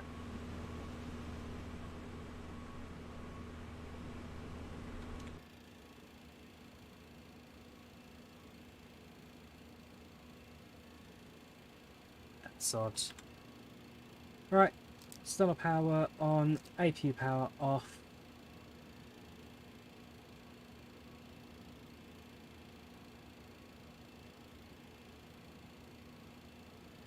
Yeah, we'll leave it at that.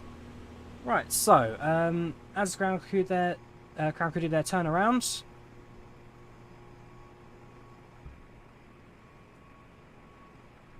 What I'm now going to do is quickly set up our flight for the second leg to Dublin.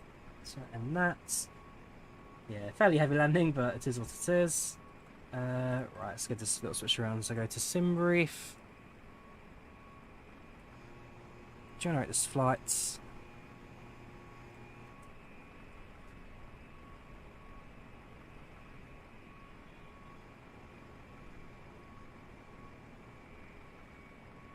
Around the PDF.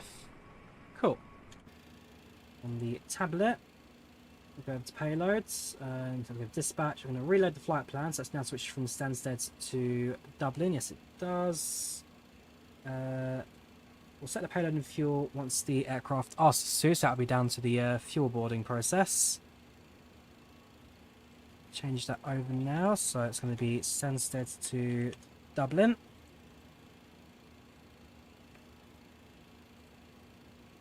And I'm going to pre-file this.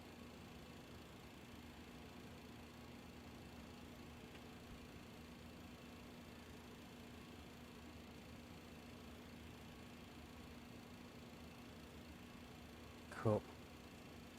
So, our new flight plan should take over. So we'll have a look at the replay landing once we get to Dublin, have a look at both ends. But for now, aircraft's going through its turnarounds.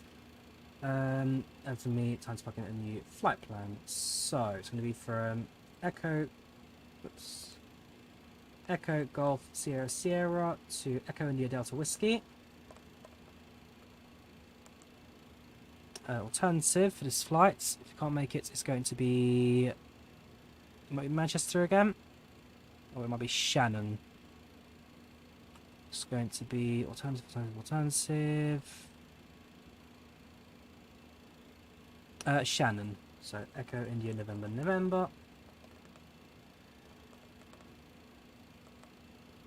Flight number will be the same. FedEx 2505. Correction 5202. To you. No need to align the RS again. Cruising altitude, flight level 340. And plus next of 200. Page. The weights we'll deal with again in just a couple of moments. As to the flight plan, our waypoints starting off with Utava.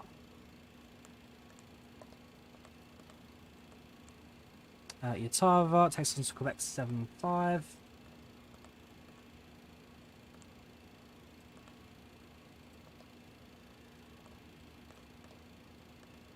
That takes us to Buzzard.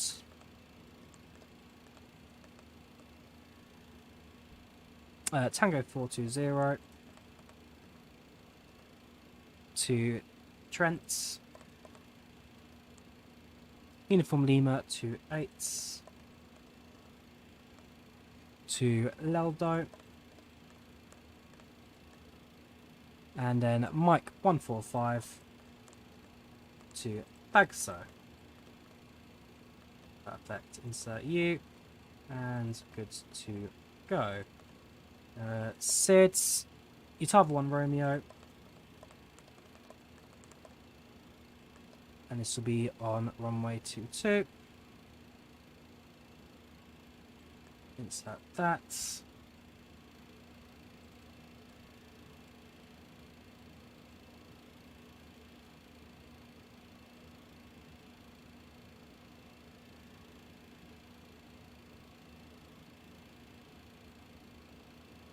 Yeah, I'm not sure why the cargo door's not too happy. It should be able to open without any problems, but it's just like, nope, don't want to open. Don't really see why. Not the end of the world though. Right. Everything else at the very least looking pretty good. So just waiting for disembarkation to finish. Hopefully the fuel truck will arrive soon.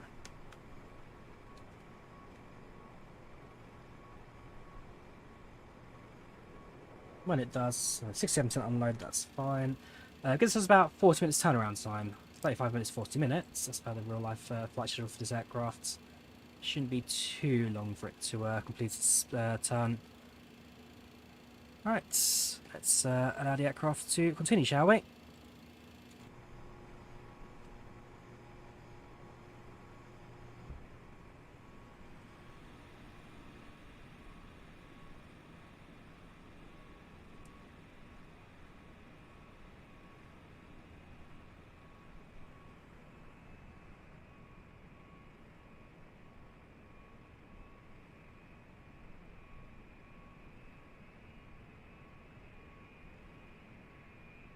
Boarding requested.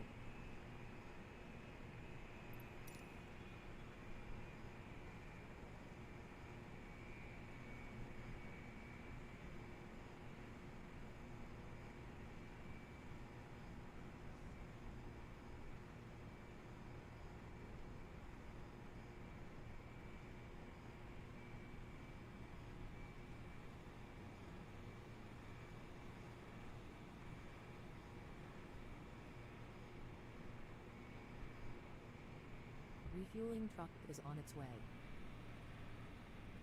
Please don't load aircraft until the fuel truck arrives and ask to do it. Passengers bus is coming.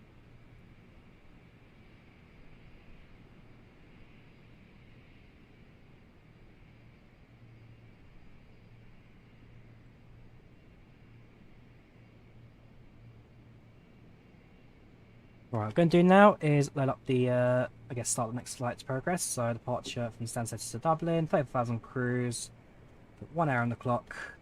And departure now in approximately 48 minutes. We've got plenty of time, coming in nice and early for this. 11F. Next, no, and start.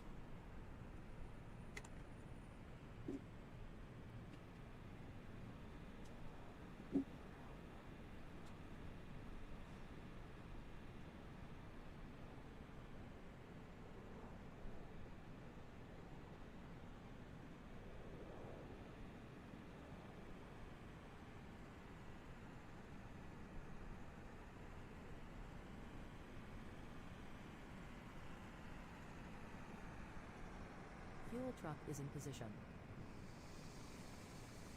Please don't load aircraft until the fuel truck arrives and ask to do it.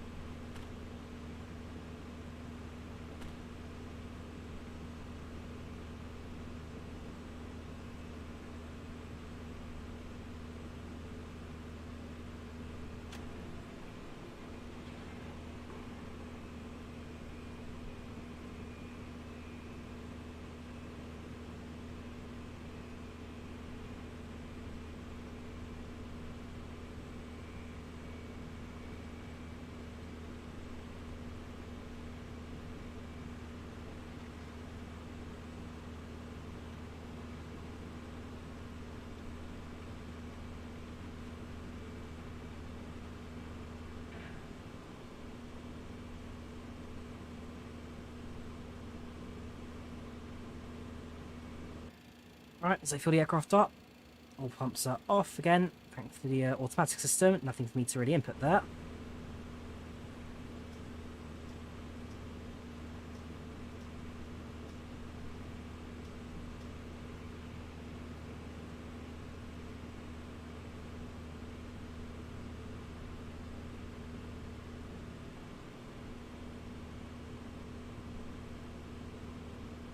Please use your airplane fuel system to set the desired fuel quantity.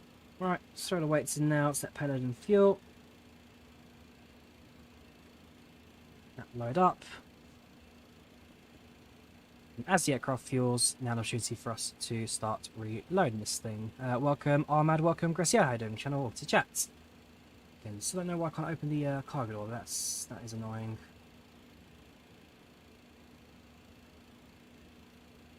Oh, we can do it now, can we?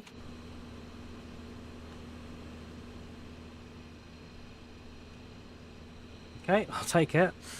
Right, so back to payloads. Let's get these new numbers in. So performance, not climb economy. Let's go to the start of this. So I'll go to menu, FMC1, flight plan initialization. That's good. Right. So grab the block fuel from the aircraft as the weights. That's rude. There we go. Right, and then the rest of it have to touch. Head over to the takeoff page. Let's calculate some new numbers for departure. So over to performance, London Stansted, get the information we require. It's going to be runway 22 for departure. Grab the aircraft, its new weights, and calculates. So 134, 147, 160, flex 1059, flaps 25 again. 134, 147, 160. 134, 137, 160. Flex 1059.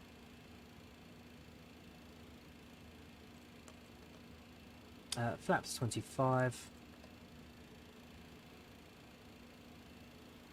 Actually 147, so change that.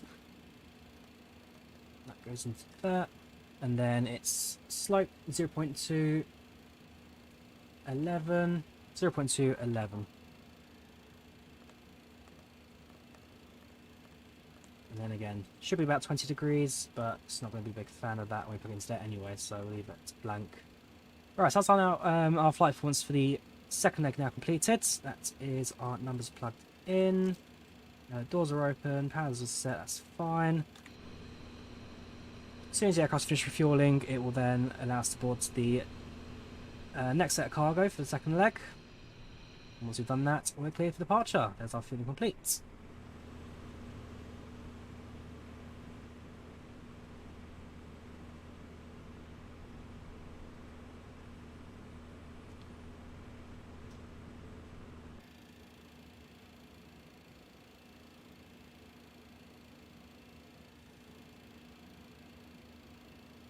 We'll just stand outside on the stairs, I guess, have a little look around from the exterior of the aeroplane.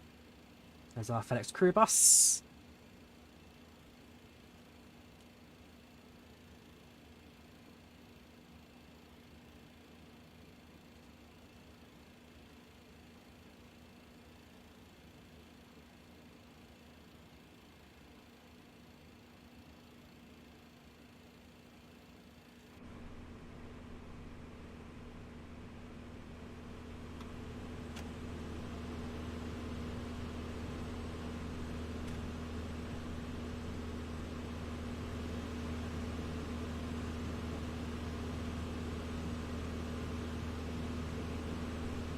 Take your time, mate. We've got a plane to get out of here. There we go.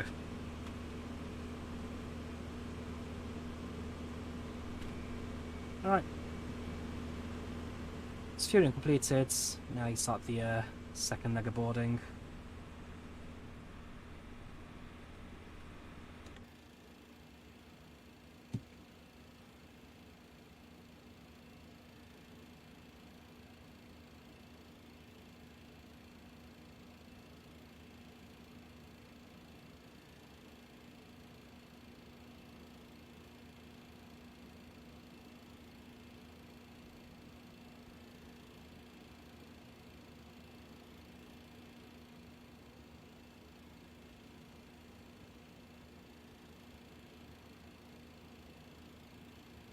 So in terms of weight, we've offered a few pallets, got a few more pallets coming on. And this will be our second leg into Dublin tomorrow, the flight will be a return. So fly back from Dublin to Paris via Stansted.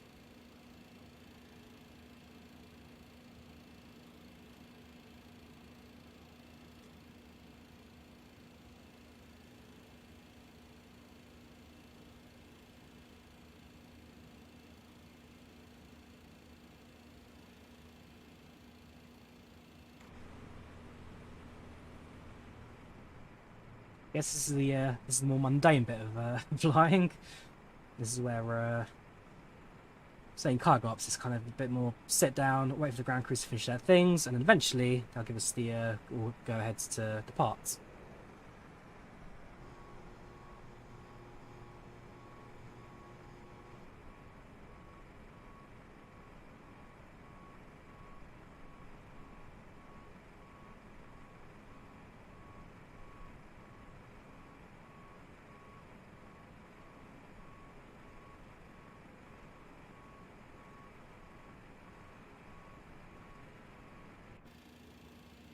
Here we go.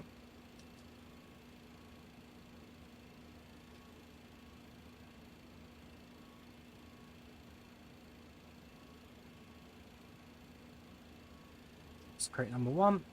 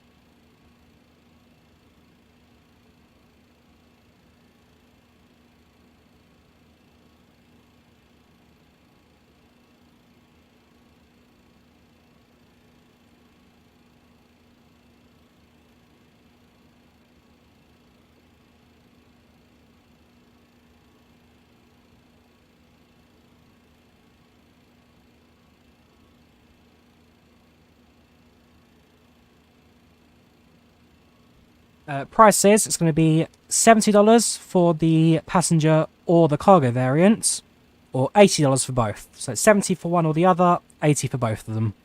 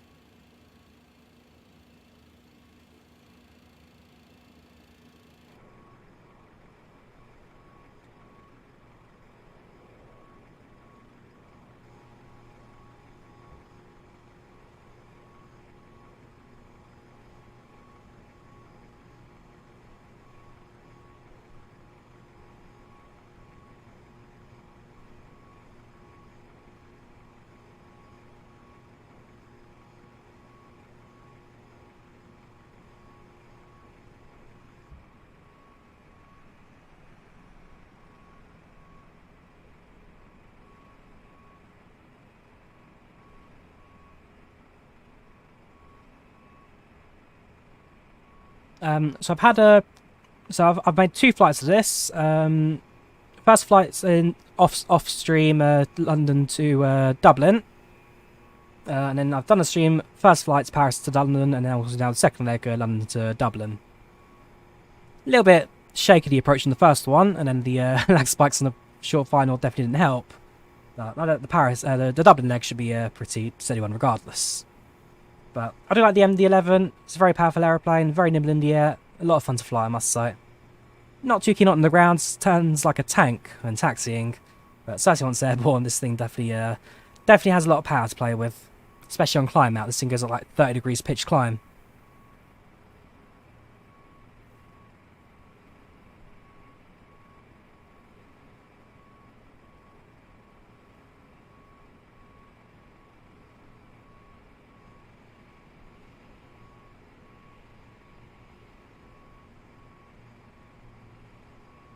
Got one more pallet left, so what we're going to do is start up the APU now, start preparing ourselves for Swift's departure.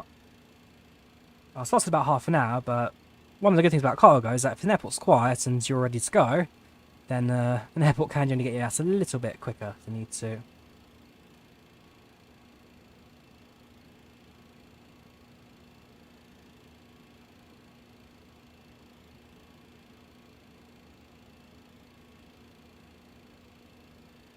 Set the V2 to 160.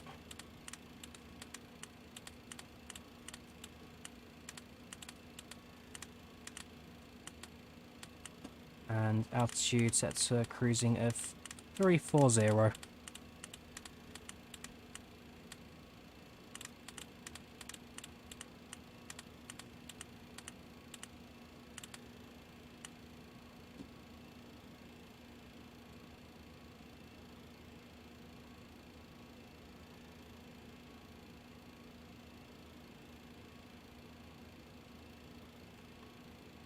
We do have ATC, so we now contacts London 135.05.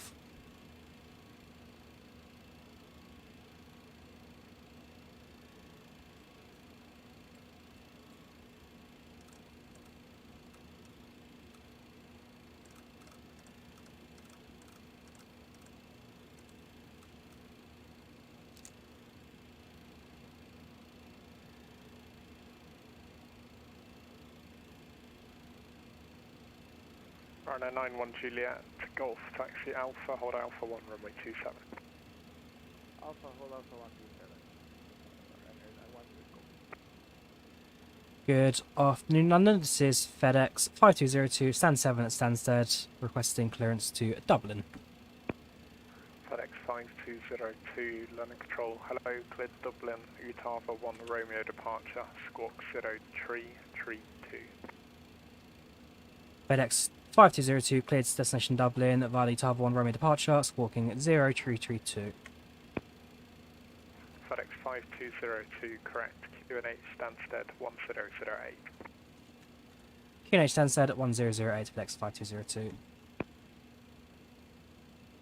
Alright, plugged in 0332.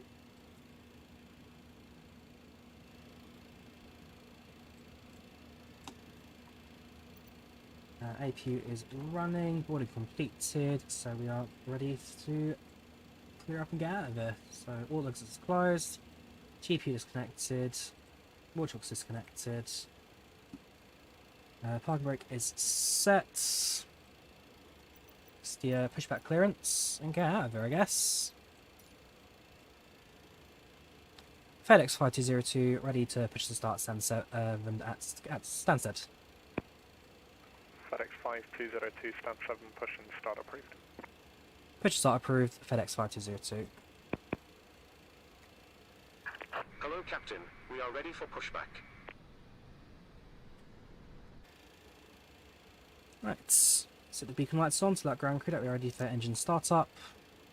And let's prepare for our second leg now over to Dublin. Yes, engine fire in Australia and New Zealand, that was a scary one, but I mean, all we could do is just sit there, relax, wait for whatever to happen to happen.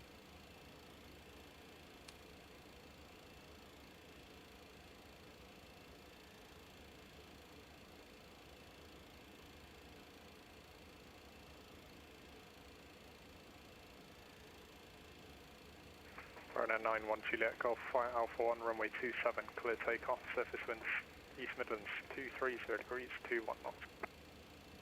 Alpha 1 clear, takeoff 27 right now. 901 takeoff.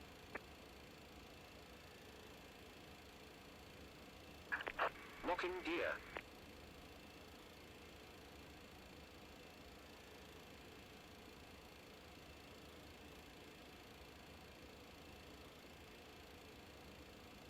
Right, let's get those flight directors switched over again. So flight director on, as well as the FMS.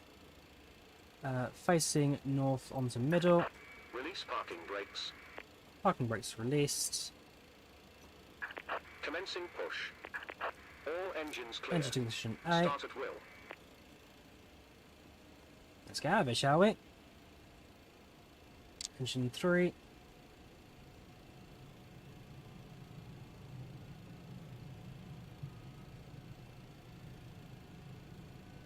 Wait for N2 to at 20.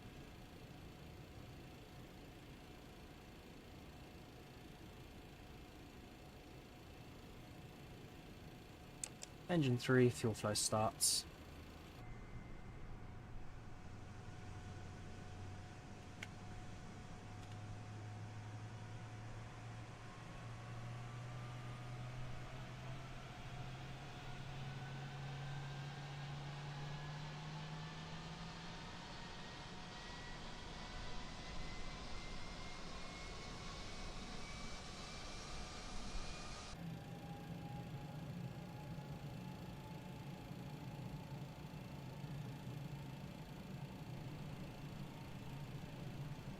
Engine 2 start.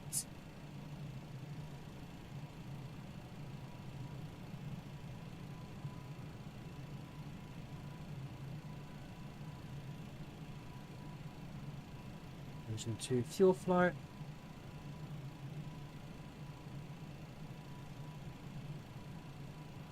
Start.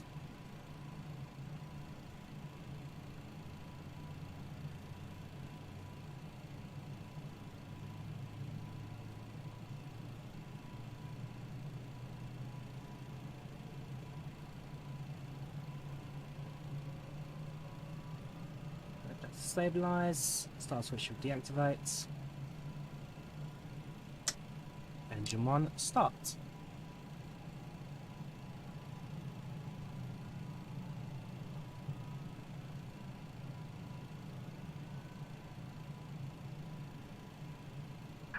Set parking brakes. Parking brakes set. Engine 1 fuel flow starts. Beautiful. I like the MD-11 Armando. It's a fun aeroplane to fly this. Again, thank you to TFDi Design for giving me a couple of days to fly early. Yeah, really enjoying this so far. 91 Juliet Golf, report your patching altitude.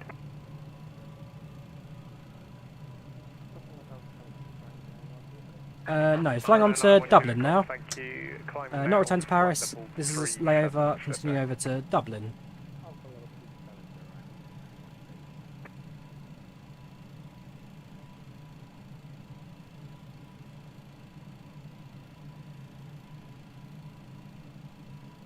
270. Tow truck disconnected. Bypass pin removed. Super. Left is clear. Right is clear. Let's do a quick flight controls check.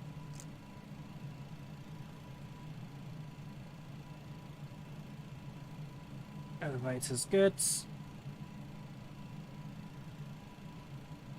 Aileron's good. Rudder's good. Speed brake's good, perfect. So again, go down to flaps 25. Need your dialects, we've got it dialed in from last time. Flaps 25 sets. Ground crew give us the release, thank you very much. FedEx 5202, ready to taxi. FedEx 5202, thanks. Taxi Alpha, Hotel Romeo, Hotel Romeo 1, runway 22. Taxiing via Alpha, Hotel, and Romeo, holding Romeo 1, runway 22, FedEx 5202. Right. Got our ground chart again. Nice and simple taxi for us today. Parking brakes released. Let's get out of it.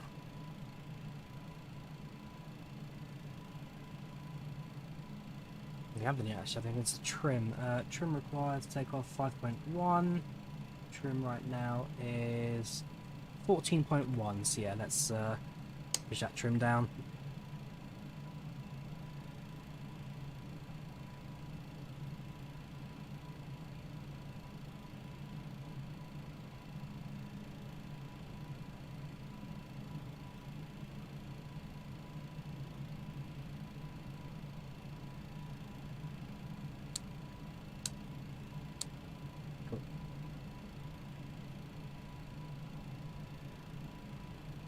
Right. So going to cut across the hotel, make a right, then onto Romeo for hold short. It's a nice simple taxi, just straight, right and left.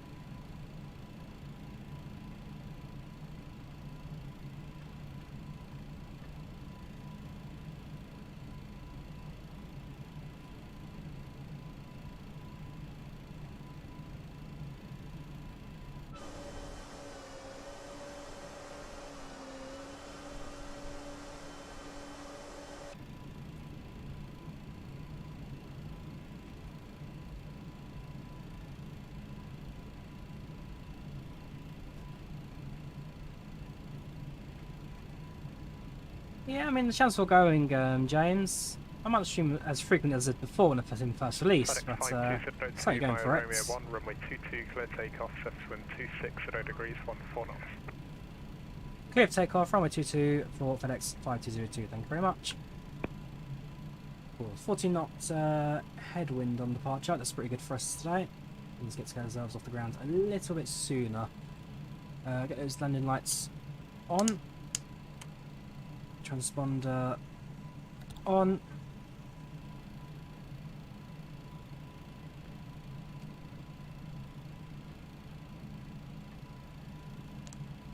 Navigation systems armed. Let's get out of it, shall we?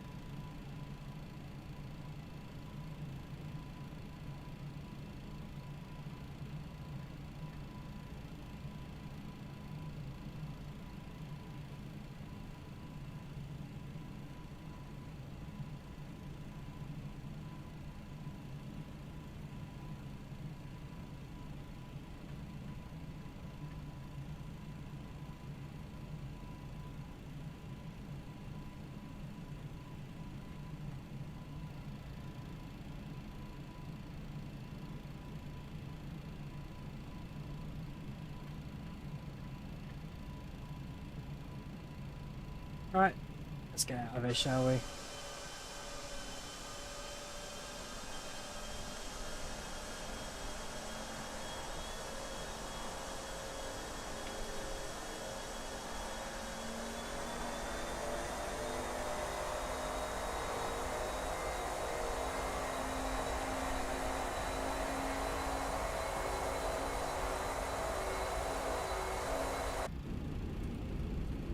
Knots.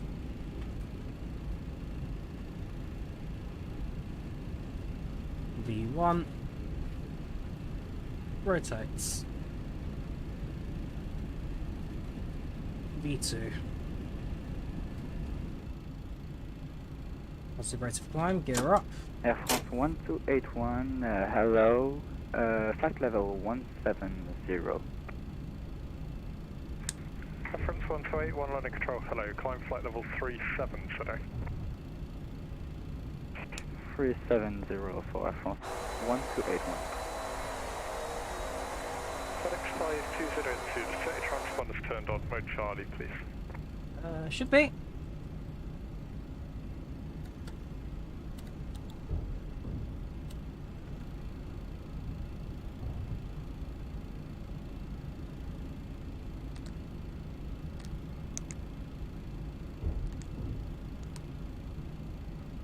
FedEx 5202, thank you. Report your passing altitude.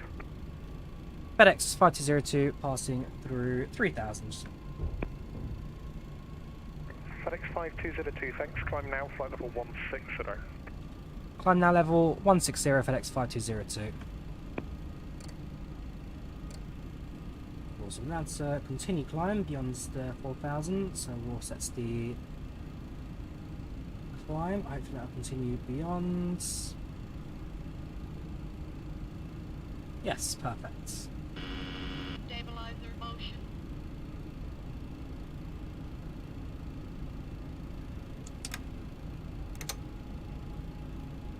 Those flaps up.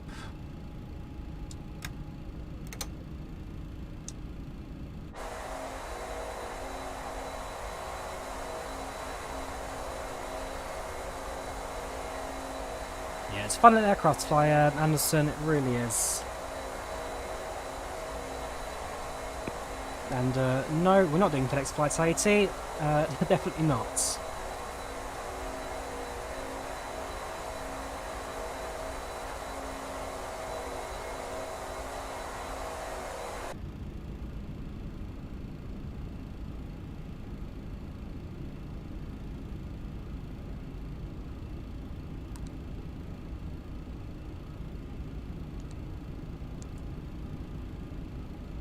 Flight plan there slightly.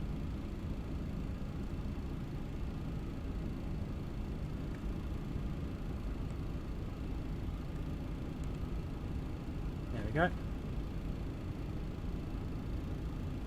Right, so continue our climb outs now, out to London Stansted. Next stop will be Dublin, final stop for the service. should be about to pass through 10,000 feet. At this point, just continue to climb out until we get to our cruise level 340.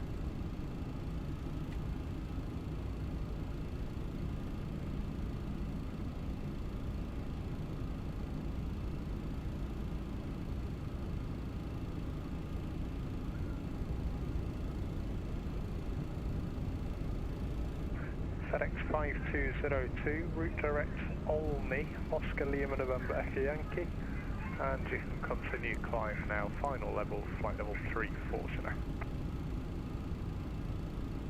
now.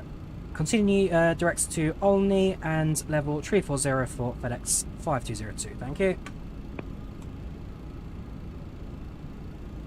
Right, landing lights off.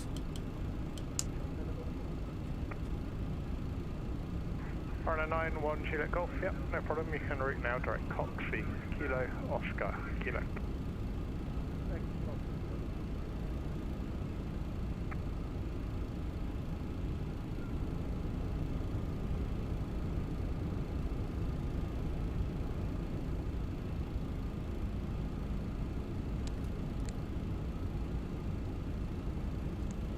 We'll give the climb control back to the aircraft now. Now climb on its own accords up to 340.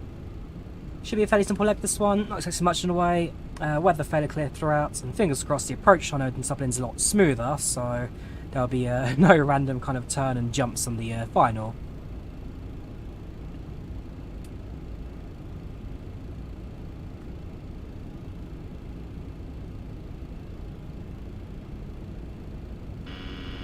France 1281, unfortunately, Paris offline, nothing further for you. Monitor Unicom 122-8 for light. Unicom for Air France 1281, thank you and bye-bye.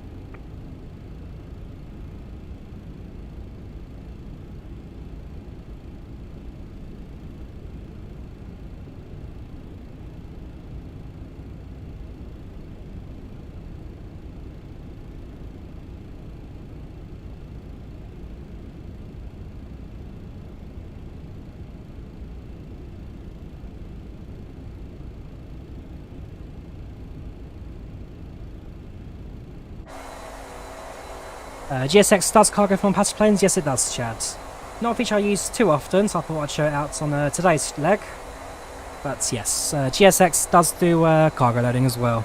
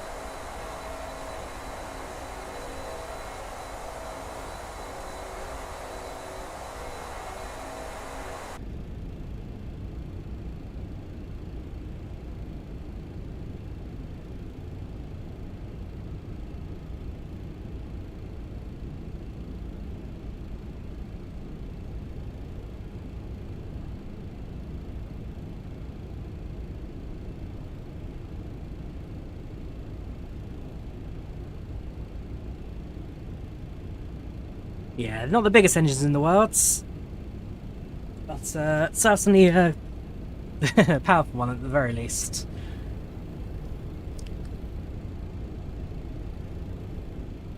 Right, so passing now through 20,000 for level 200. Just want to send out altimeter. And at this point, let's have a look at the arrival into Dublin. So on paper, it's going to be runway 28 right.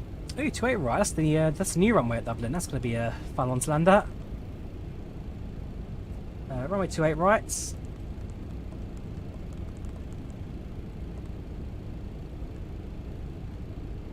This will be via the Bagso 3 Lima arrival. Not as treacherous search as the departures out of Paris, that's for sure. Insert that. Check for any discontinuities. There shouldn't be this one. Nope, straight into Bagso, straight onto the approach path. Perfect. Right. So continue our climbing now.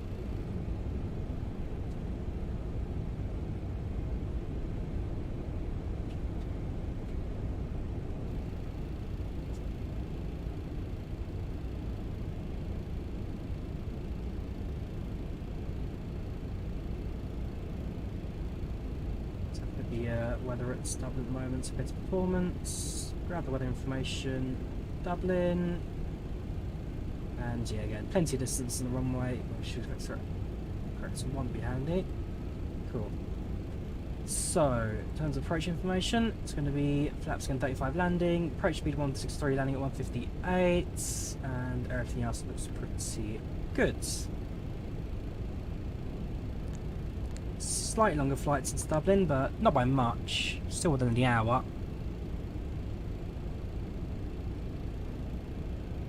Triple 7 and MD-11 out in like one day. People are like pros.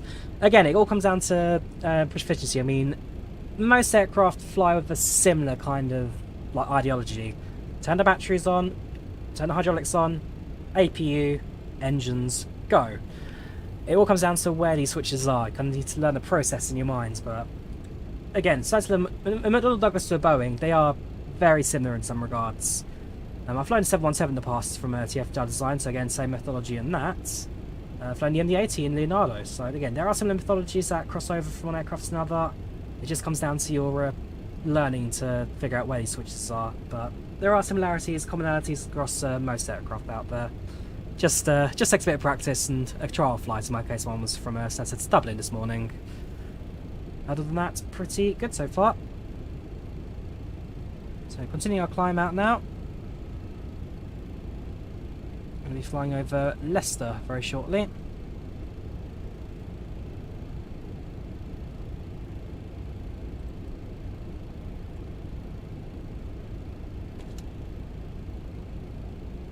$2968 for the inputs later say. There's no QFE just yet, which is a bit of a shame.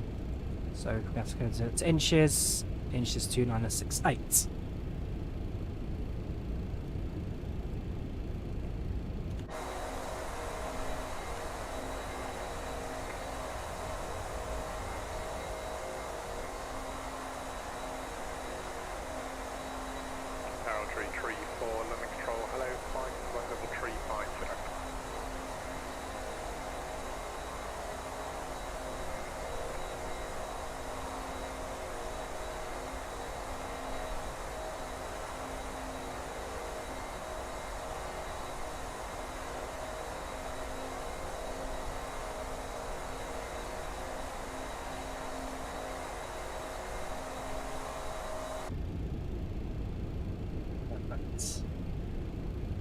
Yeah, so second leg now, so off to Dublin. Fair amount of cargo on board this aircraft today. In terms of the weights, we're carrying. We still see the tech behind it. So about 46. So yeah, we definitely loaded a few more of this cargo, carrying about 77 tons of crates in the back. But other than that, pretty standard for this. Flew inside earlier today, daytime. I think it's 21 knot gusting crosswind. Ouch. That I can imagine was not a lot of fun. The winds certainly were quite windy this morning, but have certainly calmed down a lot in around the Stansted area. Hence why I chose to fly now, not about 2-3 hours ago. Even then, I must admit, the landing, not my best in the world. It's quite ugly with the frame rate drops there and just kind of lost flare a little bit. Not my best landing ever, but not the worst either. I have done a lot worse in the past. But we have got a replay, so we can check it out from passenger. We can check it out from the cargo perspective later on. But fingers crossed, this second leg Dublin should be a little bit smoother. The weather can look nicer, that's for sure.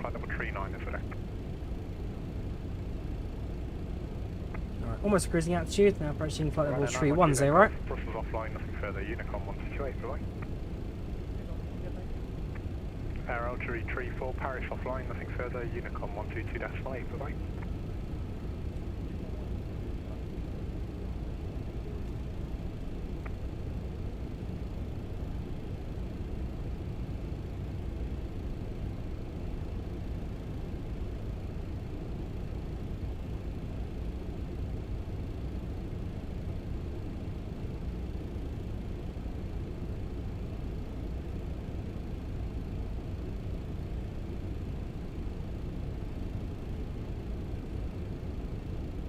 Looking at Webeye at the moment. Of course, there's one aircraft in the airspace, 777 in front of us.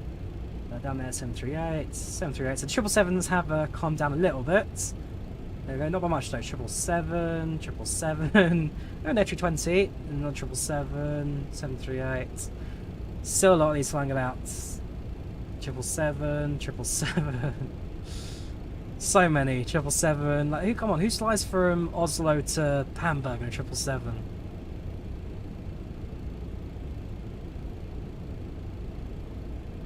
It's hard to get practice doing good RAVs and landings you find. Get good first parts to flight, the second part you end up being bad at. See, I'm kind of averagely not great. I can just about set up an aircraft, drag it to the runway and take off, and then I can limp it to the runway and land without too much damage. The standard approach being a very good show of that.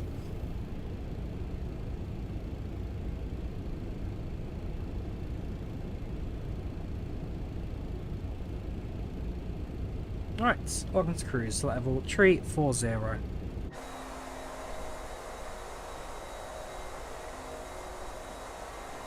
I'm going to disappear for 2 minutes. Going to grab myself a bottle of water. I'll be right back. FedEx 5202, contact to London Control 132.605, bye-bye.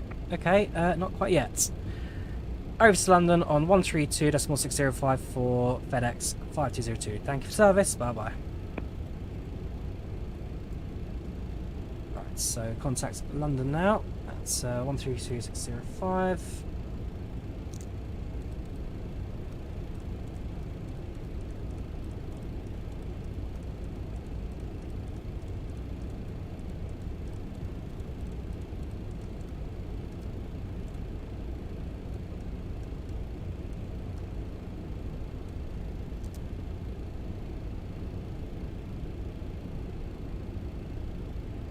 Good afternoon, London. This is FedEx 5202, level 340, inbound Trent.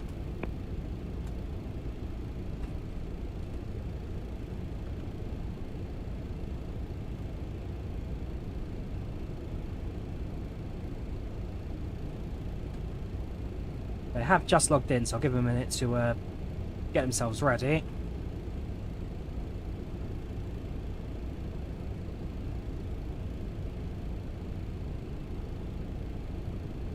London Control, FedEx 5202.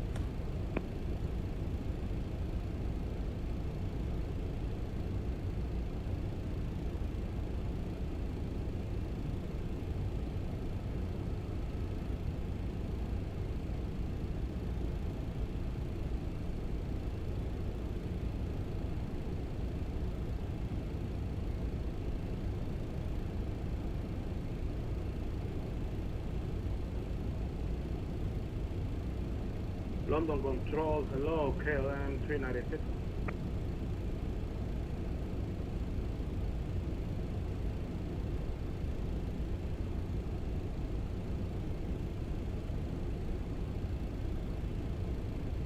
London Control, hello, KLM 396.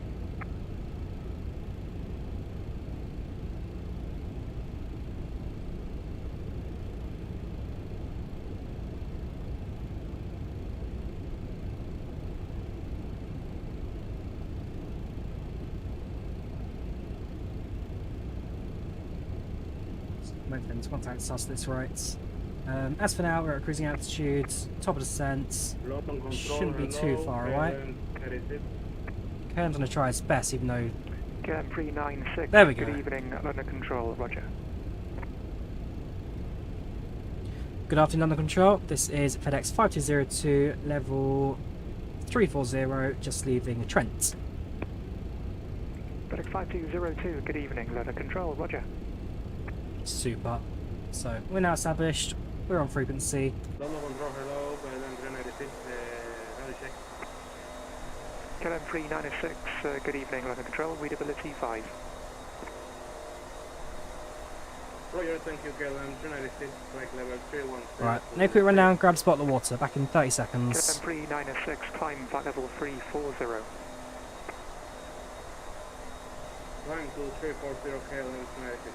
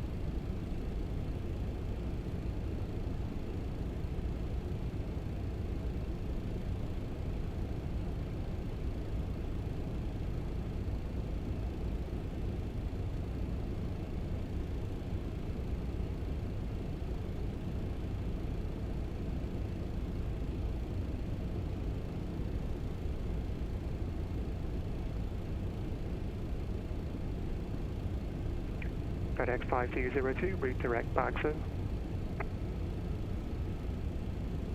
Redirects back, so FedEx 5202. Right, it's just in time.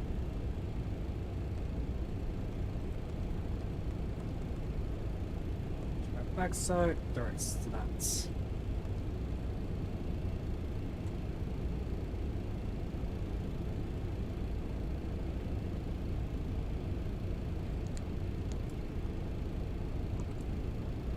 Top percent now, 35 miles away, not too long to go until we hit our second landing.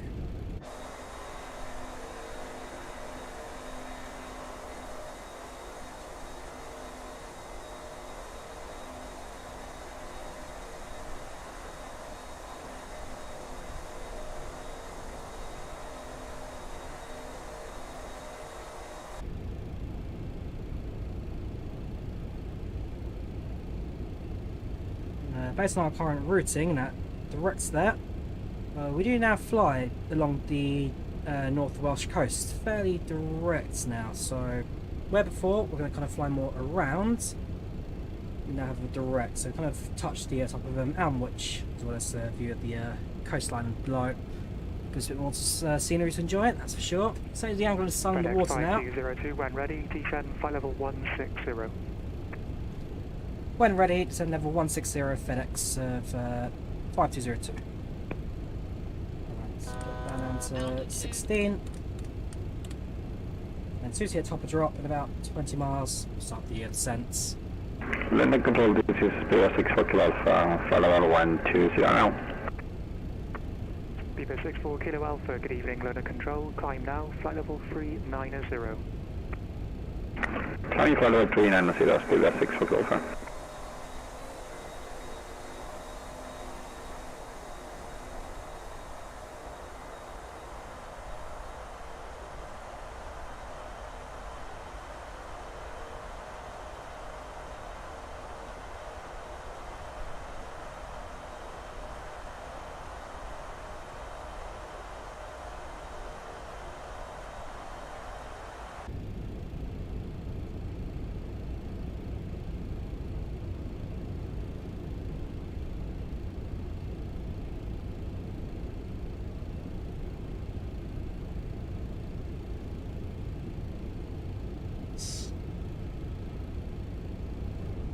Lovely aircraft to fly this. Really enjoying the audio mainly within the cabin. It sounds fantastic, and the exterior as well. Just into that engine buzz. Absolutely gorgeous aeroplane, the MD-11. London Control, KLM 396, Right, not too far from the descent now. I hope the speed-wise looks a bit more standard. It does. Report when back. Yeah, it looks like a far more friendly approach into Dublin, so we'll leave it at that.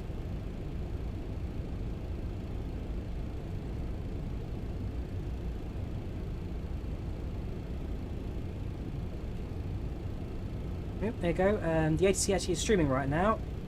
Feel free to check out the ATC side of things. If you want to check out his radar.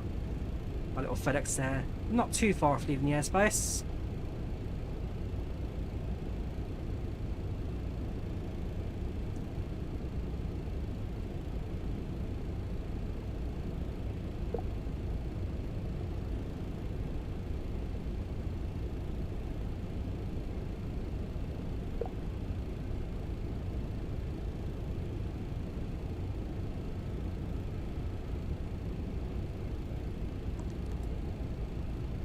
Well, any second now, we'll be starting our descents down into Dublin.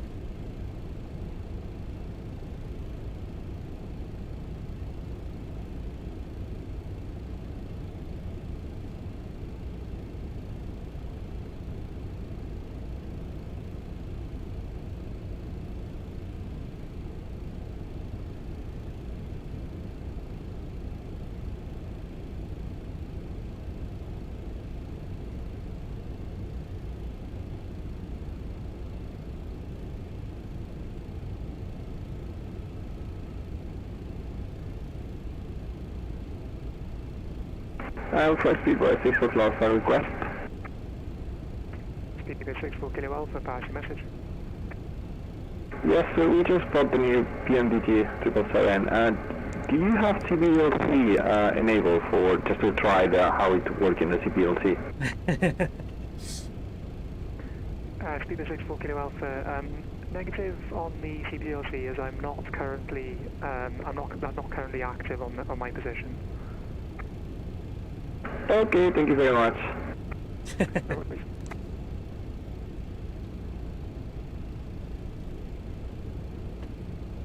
Right, start our descent now. Not too far for Dublin. Again, two short little flights this, but about 3.5, 4 hours to actually really push the MD-11 on two little flights.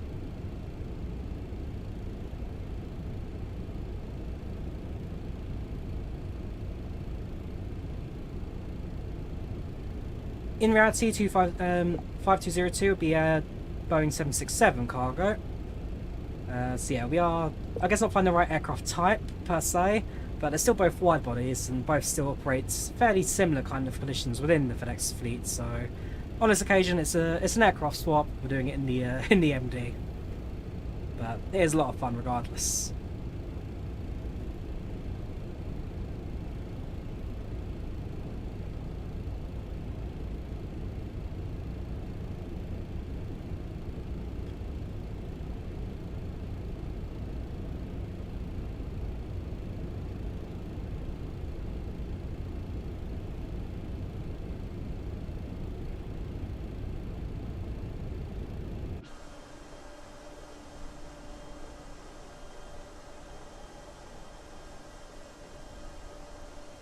Just to our left there, that's going to be Bangor in Wales, just next door to Llanfair Plungwyn Gilbert Cridge of Lanticilio Gogogoch, the longest place name in the country.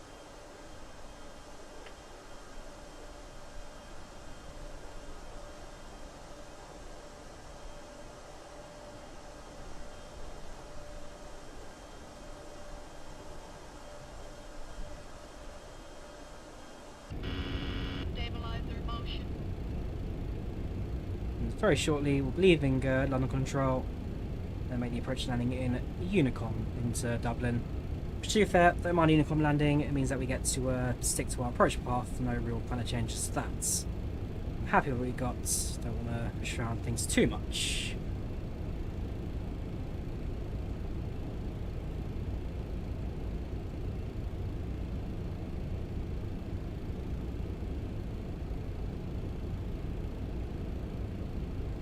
Right, so passing now through, past the level 280, 28,000 feet.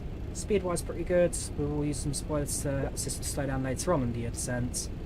In the meantime, we shall leave it fairly steady.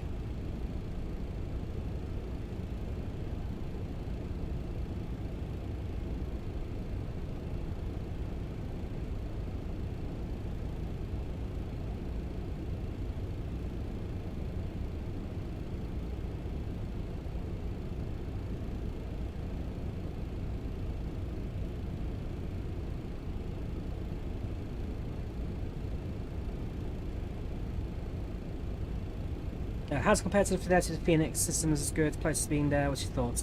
Systems wise, this is superb. I mean, a lot you can play around with, a lot you can do. The FMS is fantastic to play with.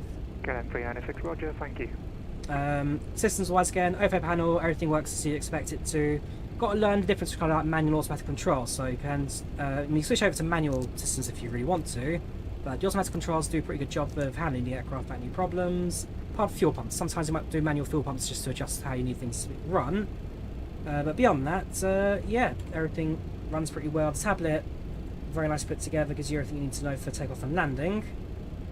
And yeah, just ultimately a very fun aircraft to fly. This, no complaints on my part whatsoever. First, you got 6 for Golf, another request. BB6 will get it well for pass message. Yes, there's, I think we screwed up with our route. Can you tell us which should be the next waypoint for us? That speedboat's got a bit lost. Alpha. Your next waypoint should be Drake, Delta, Romeo, Alpha, Kilo, Echo. Okay, Drake, Delta, Alpha, well, sorry, Delta, Romeo, Alpha, Kilo, Echo, right? And following Drake, it would be sit at Sierra India Tango Echo Tango.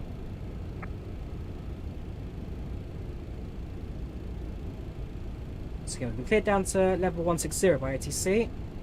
Okay, next one for the Sierra India Tango Tango, okay, that will show it out, thank you. They'll probably send us over to Unicom either before or after giving us a descent. So they'll either tell us to descend, then send us to Unicom, or they'll send us to Unicom and as us to descend then on our own accords. Either way, 16,000 should be right on the edge of their airspace as we start the approach into Dublin. Aircraft handling pretty well at the moment, nothing needs to be really aware of. Approach path 4 plugged in, takes us a long way around in some regards, but it's not the worst approach into Dublin ever. If anything, gives a bit more airtime to move the aircraft, really. It's runway 22 right of landing, which is the new runway.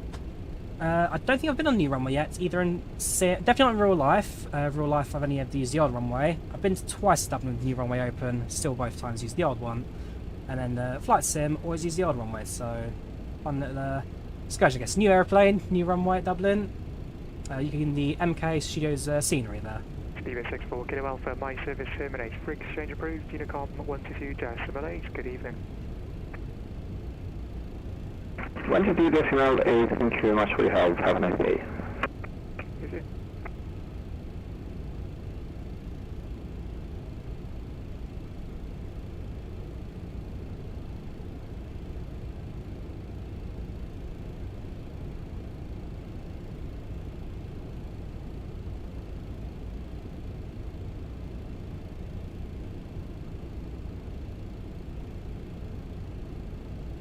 That's pretty cloud level now.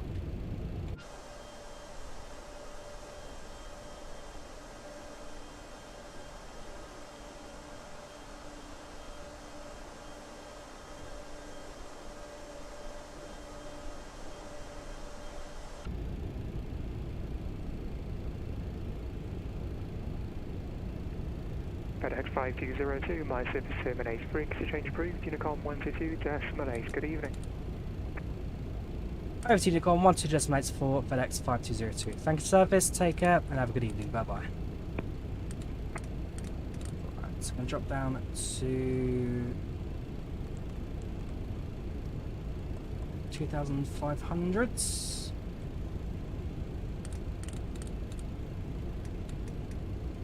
Switch over to Unicom.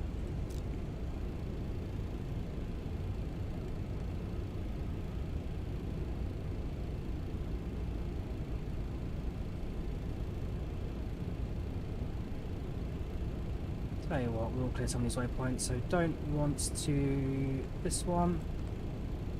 Whoops. So we'll get rid of the Delta Whiskey, so we don't really need the holding pattern. Kudom, we'll keep Kudom. And just clear the discontinuity.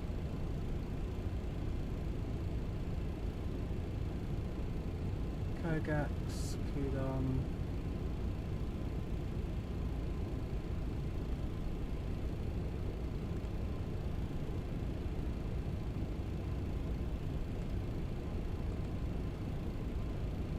Cool, that'll do.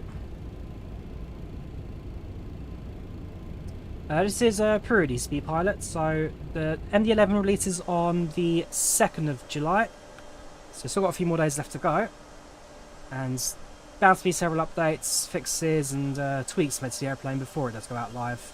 But for now, this is a pre-release version that they've given me a copy of to give you guys a playthrough of playing it a little bit early.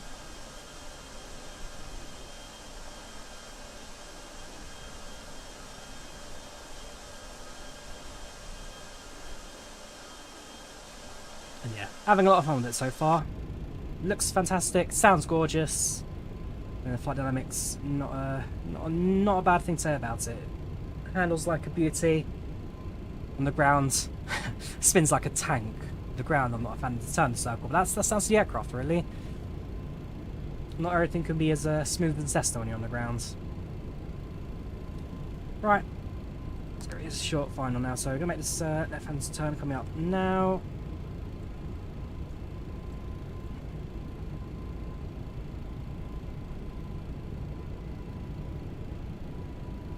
Not too far, passing 10,000.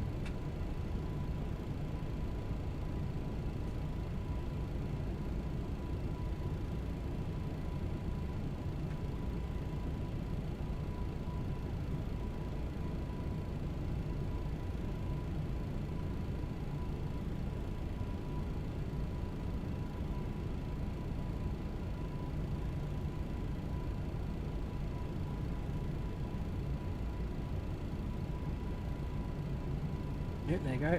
Wise drag. And lights on. So okay, plane below 250 knots. And it'll continue to descend below 10,000.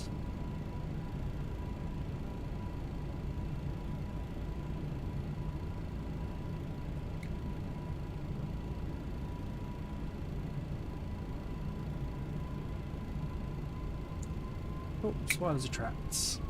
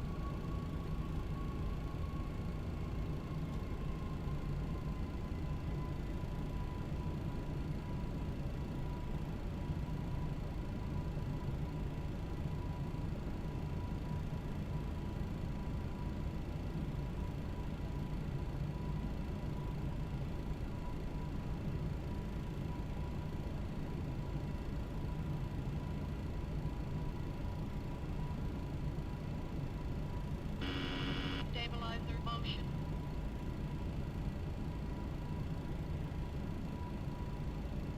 So we've passed below 10,000 now. Left hand turn. It's about to start. You can just see the coast of Ireland just in front of us there as well.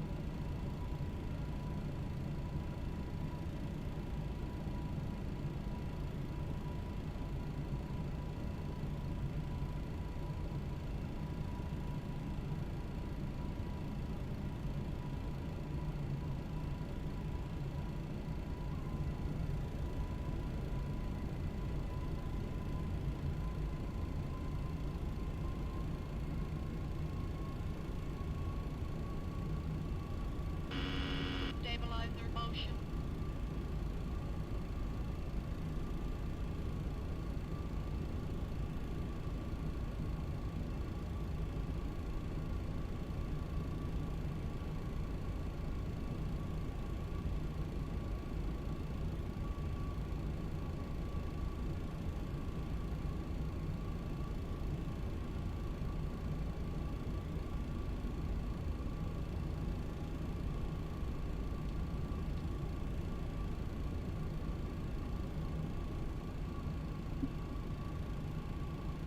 Right, time for us to focus on our landing, shall we? Just showing how's plane flight going. So far so good, Lone Gamer. The aircraft handles like a dream. And yeah, flight progression is pretty good now. Just on descent into Dublin. Should be landing in the next couple of minutes or so.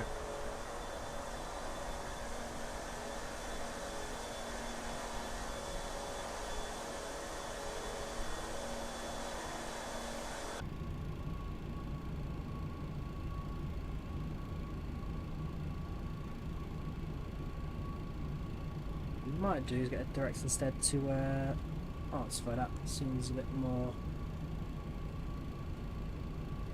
to have a view will do.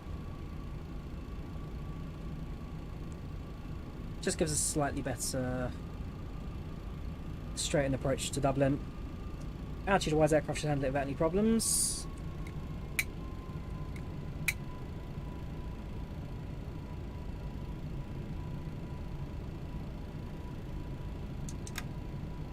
Start the flaps.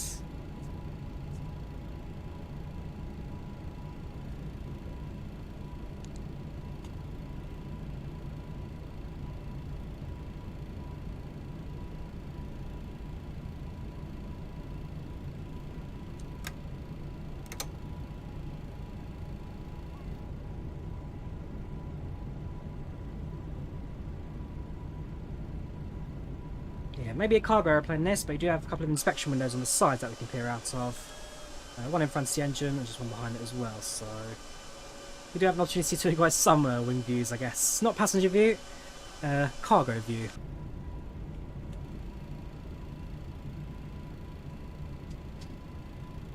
Right, we are connected to the localizer, so we will switch over to VOR and approach mode for the flight director.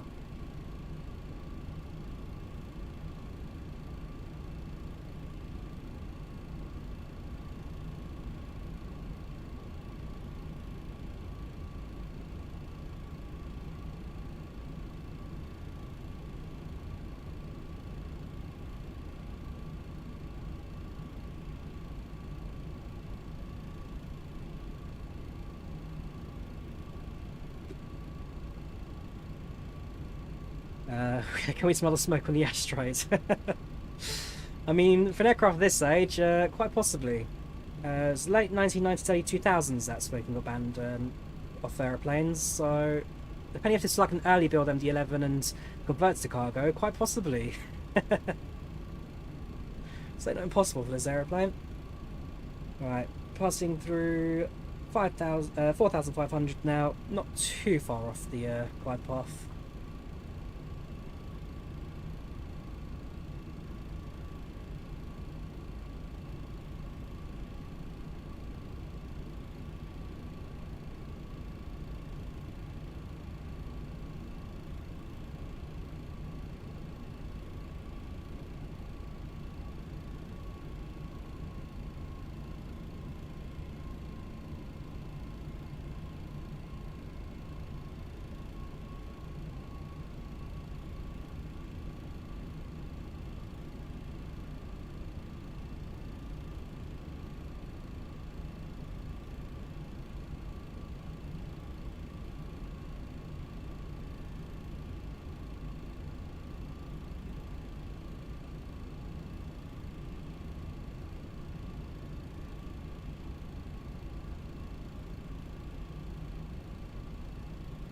Right.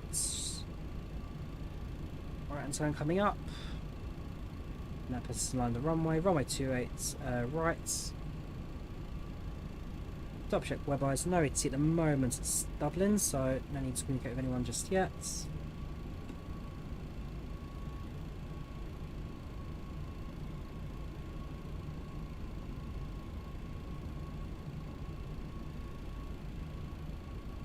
We'll get ready to turn on the approach mode once the horizontal is aligned. There comes Diamond. Stabilizer motion. You can switch to approach mode if you want as well for the runway.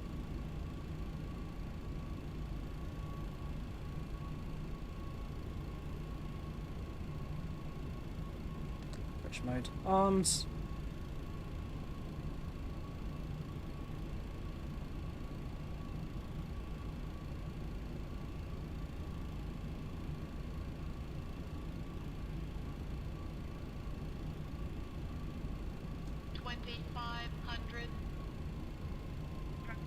Set up the position to land.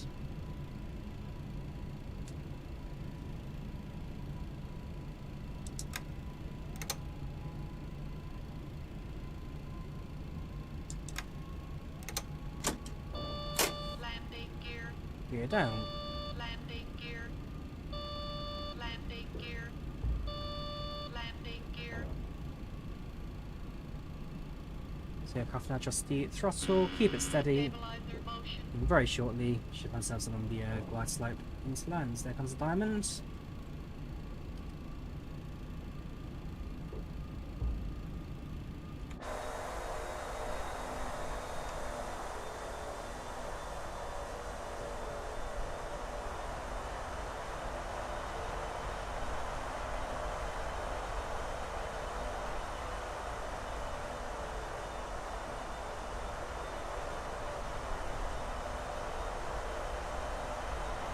Again, even just the texture work on the body there, you can see that each little frame, each little panel on the body. This thing is gorgeous, it really is.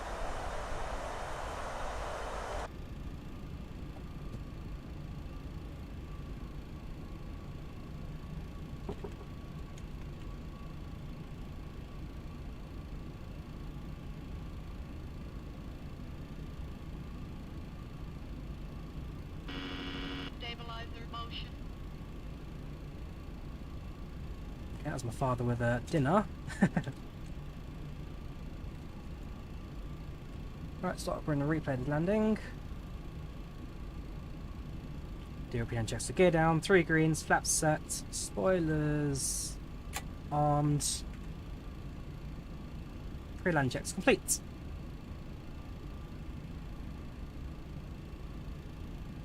Oh yeah, even now for me, chads, the stabilizer motion alarm has caught me out a couple of times, that's for sure.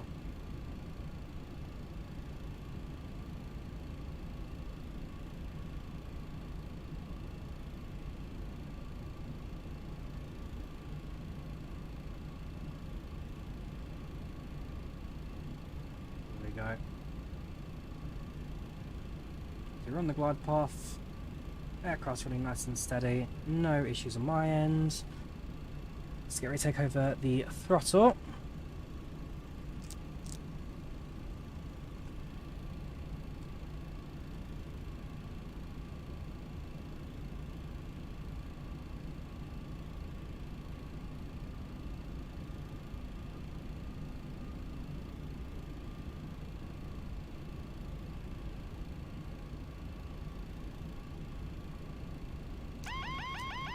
Autopilot deactivated my aeroplane.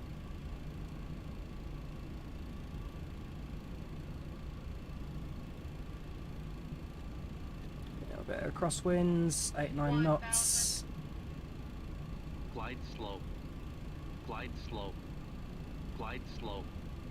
Glide slow. Glide slow.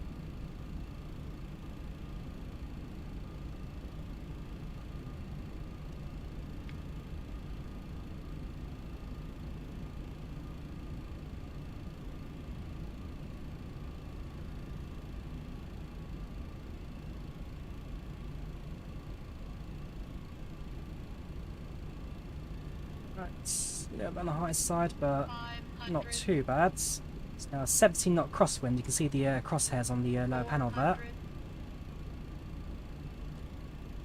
Approaching minimum. Minimum. Minimums continue. Glide slow. Glide slow. Glide slow. Glide slow. 100. Glide slow. 50. Glide slow. 40. Glide 30, slow. 20. 10. Reverse sets.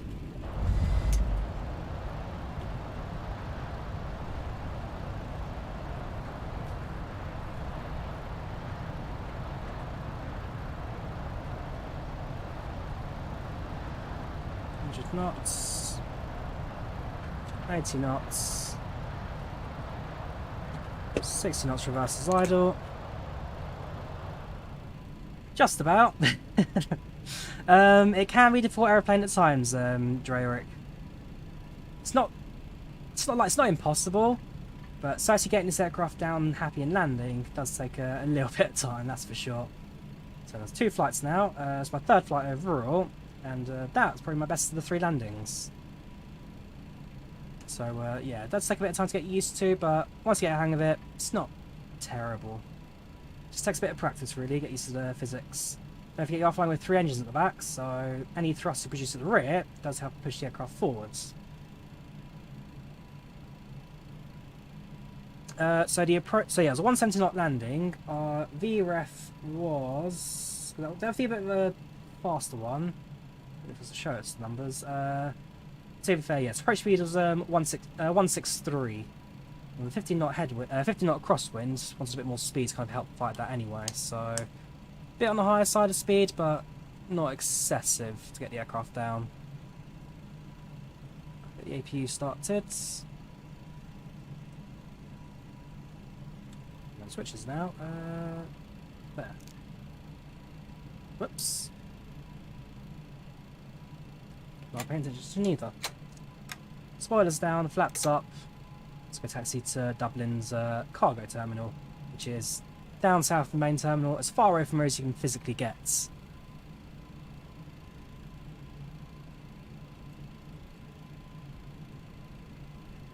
we're going on Mike, we'll cross all the way down, and then onto the apron.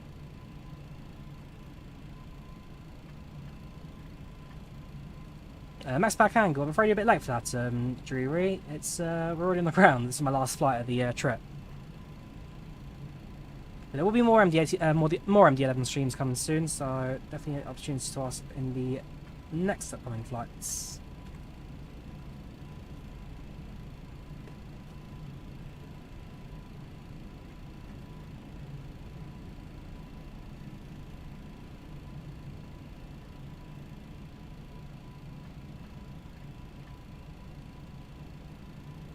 So there definitely is a slight weight difference, Lauren, certainly in terms of, in this case, 70 tons of cargo in the back. And so, certainly, again, takes adjustment, especially flying cargo to passenger. I don't fly cargo ups too often. This is actually my first cargo up in about 2-3 years. And probably first on this channel, to be fair. So cargo up's something I don't do too often. But again, it's all about getting used to the numbers, getting used to the physics. I think next time I fly the MD-11, I might do some like heritage Delta ops, so I'll do a passenger flight next. But it's nice to get the cargo run in, that's for sure. Nice to get something a little bit different on this channel. But I've enjoyed it so far, and don't forget we have got replays as well, so you can watch this from the cargo perspective as well as the exteriors. Yeah, so this comes out on the 2nd of July, Lone Gamer. Comes out on the 2nd of July, it costs $70 for the cargo or the passenger, and $80 for both of them. So if you want both aircraft, just $10 more than just a single pack, which isn't too badly priced. But 2 flights in this thing, and I've enjoyed them. It takes a bit of time to get used to. It does definitely take a bit of flying compared to say the modern jetliners. So we might do a 777 flight this evening. We'll see. Might do a domestic US if there's a short one I can find. But it's a whole other level, this aeroplane. Does take a bit of practice. Does take a bit of time, but one that I have thoroughly enjoyed. I do like these kind of mid-90s aircraft. I try and fly as many of them as I can in real life. So nice to get another one of these in the sim. And again, FedEx, if you're watching, if you ever get an opportunity to fly jump seat in this aircraft, I'd love to fly a trijet in my lifetime. So please, please give me a ring. I wanna fly one of these, please. Right, so go down to November now. November cuts off into the Echoes, and then Echo onto the apron.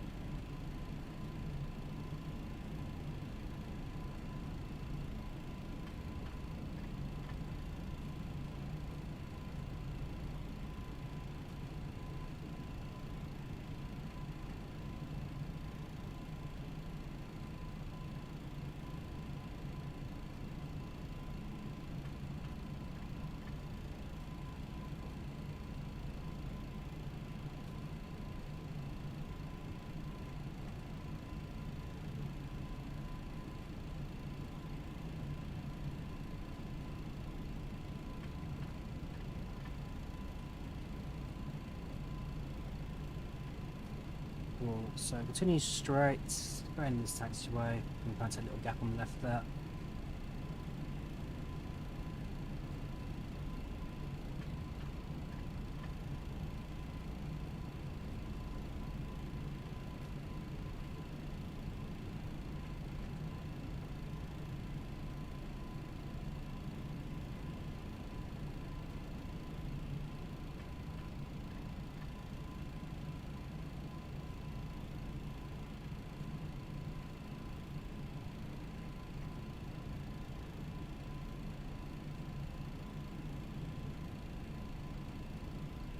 Right, so we're in the cargo terminal area now.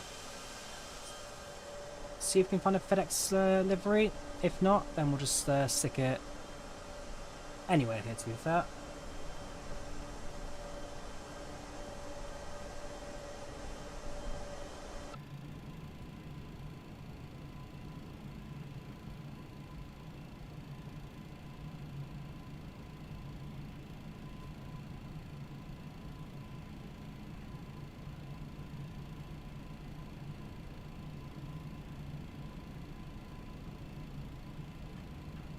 It's all very much Aer Lingus cargo in this section, I must say. That's fine. Cool, so just pick a stand, use minimum power, throttles down.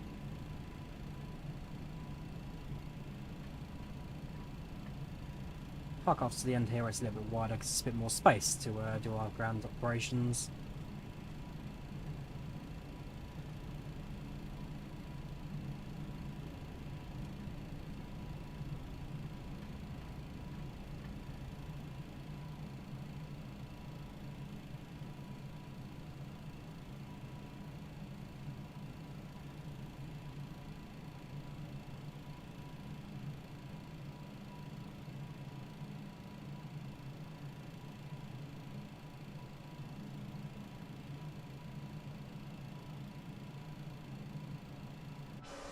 Not the not a great bit of parking there, I must say.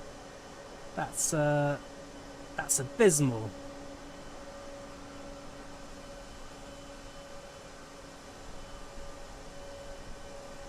I'm gonna have to leave it here. It's the worst bit of parking I think I've ever done in my life. Alright, parking brakes are set, engines off. AP is running, AP will switch over without any inputs.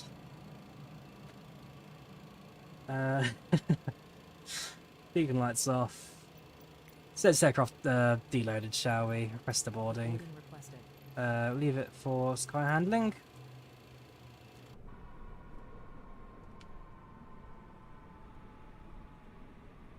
We'll load up.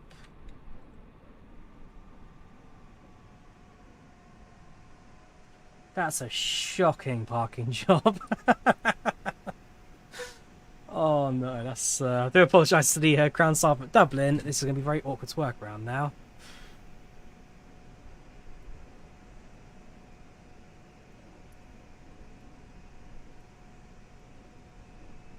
There are taxi noises, yes, Lone Gamer. There are taxi noises on this aircraft. Alright, so switch over to ground power and then switch this aircraft off. Services, GPU, raw chock set.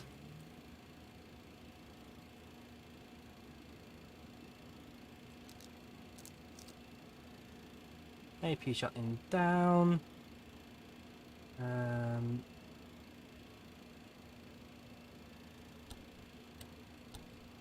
Now switches off.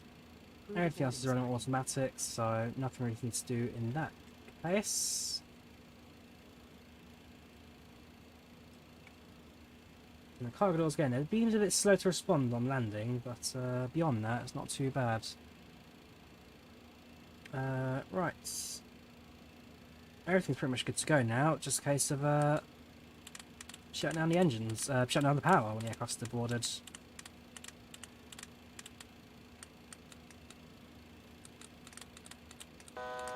Altitude.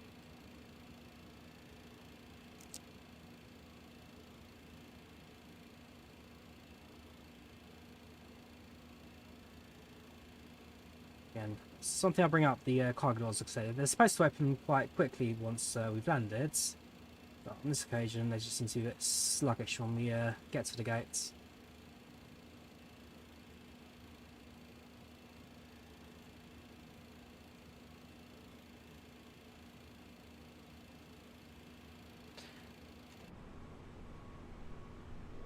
Right, well, set the camera to the sides. There's taxi lights off. And power off.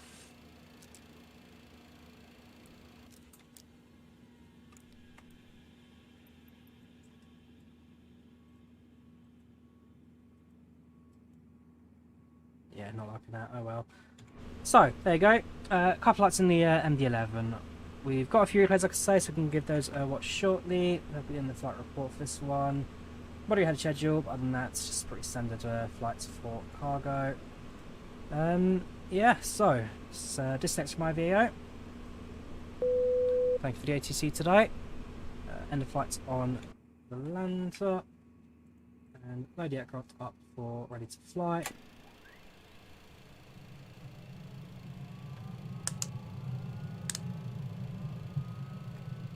So let's do the Stansted landing first. That was a little 50-50, so not my best one in the world.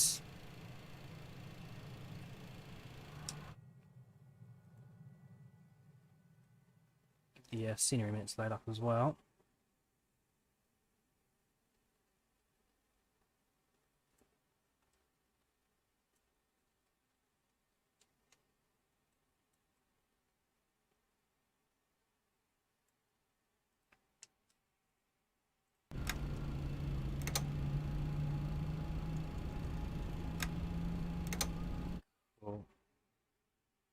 Alright, so I'll do landing first from the left-hand side view. I'll hide my face. Flat overspeed.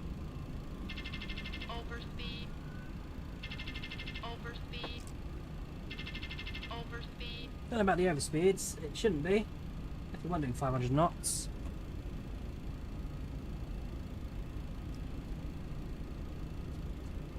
Approaching minimum. Flat over speed.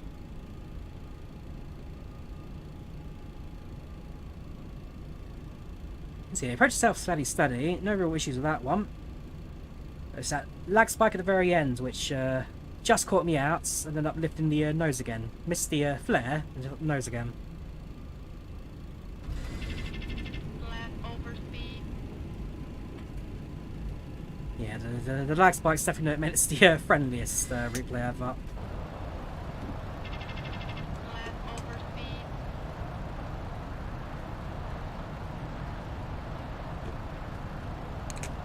Let's do the same from the right hand sides. Flat over speed. Minimum. 100. Flat over speed. Flat over speed.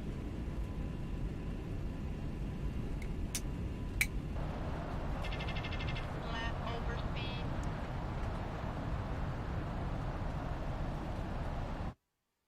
We'll do one more replay from the drone cam. And then we'll go over to Dublin and do the replays for the second landings. So stick ourselves down by the touchdown zone. A little bit short, I think, this as well, but again, for a slightly laggy attempt at landing, I've done far worse. Stick ourselves back a little bit.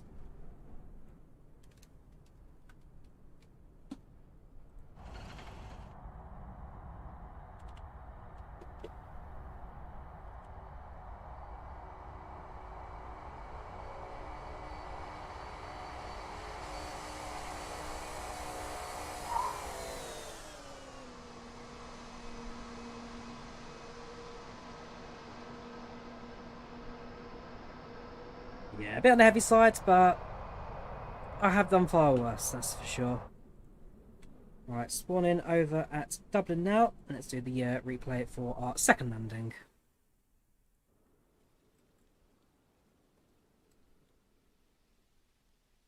Yeah, you can already see from there it was a much better approach. Right, let's allow the scenery to load up.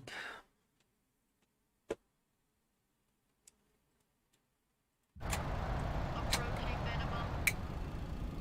God, this is live weather. The weather's definitely drops down a bit since we landed.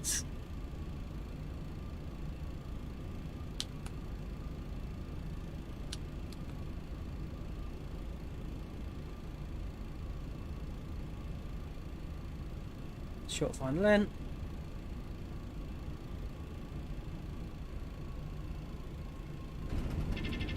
Flat over speed.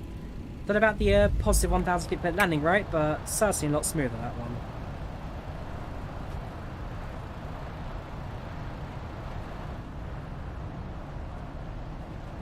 Go from the right hand sides. Too low. Flat Terrain. over speed.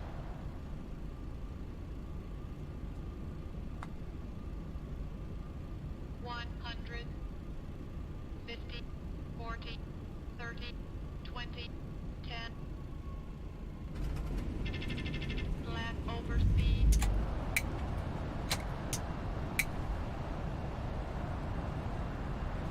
Yeah, far smoother the second attempt. Alright, let's do one more from external view, and we shall call it a day for the MD. For the managing director. Alright, throw it back.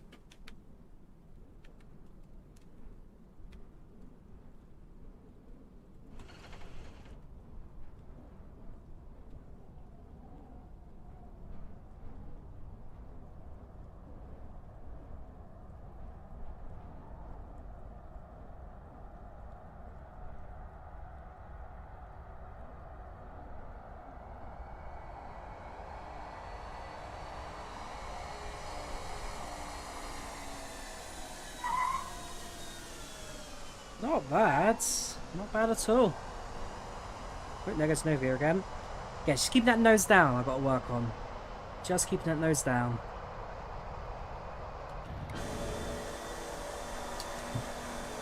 Yeah, other than that, welcome to Dublin. So, yeah, I guess that brings us to the end of that. MD-11 comes out on the 2nd of July. Love the aircraft. Still got to practice with a little bit more, so try and do like a few circuits somewhere, get used to the controls a little bit. But other than that, really enjoying the aeroplane and having an absolute blast flying it. So a massive thank you again to TFDi Design for letting me have a copy of it a couple of days early to give it a show for you guys. Yeah, and beyond that, thank you all for watching. Do take care of yourselves, and I'll see you soon for some more flights in action. Take care, have a good one, and have a good evening. Bye bye.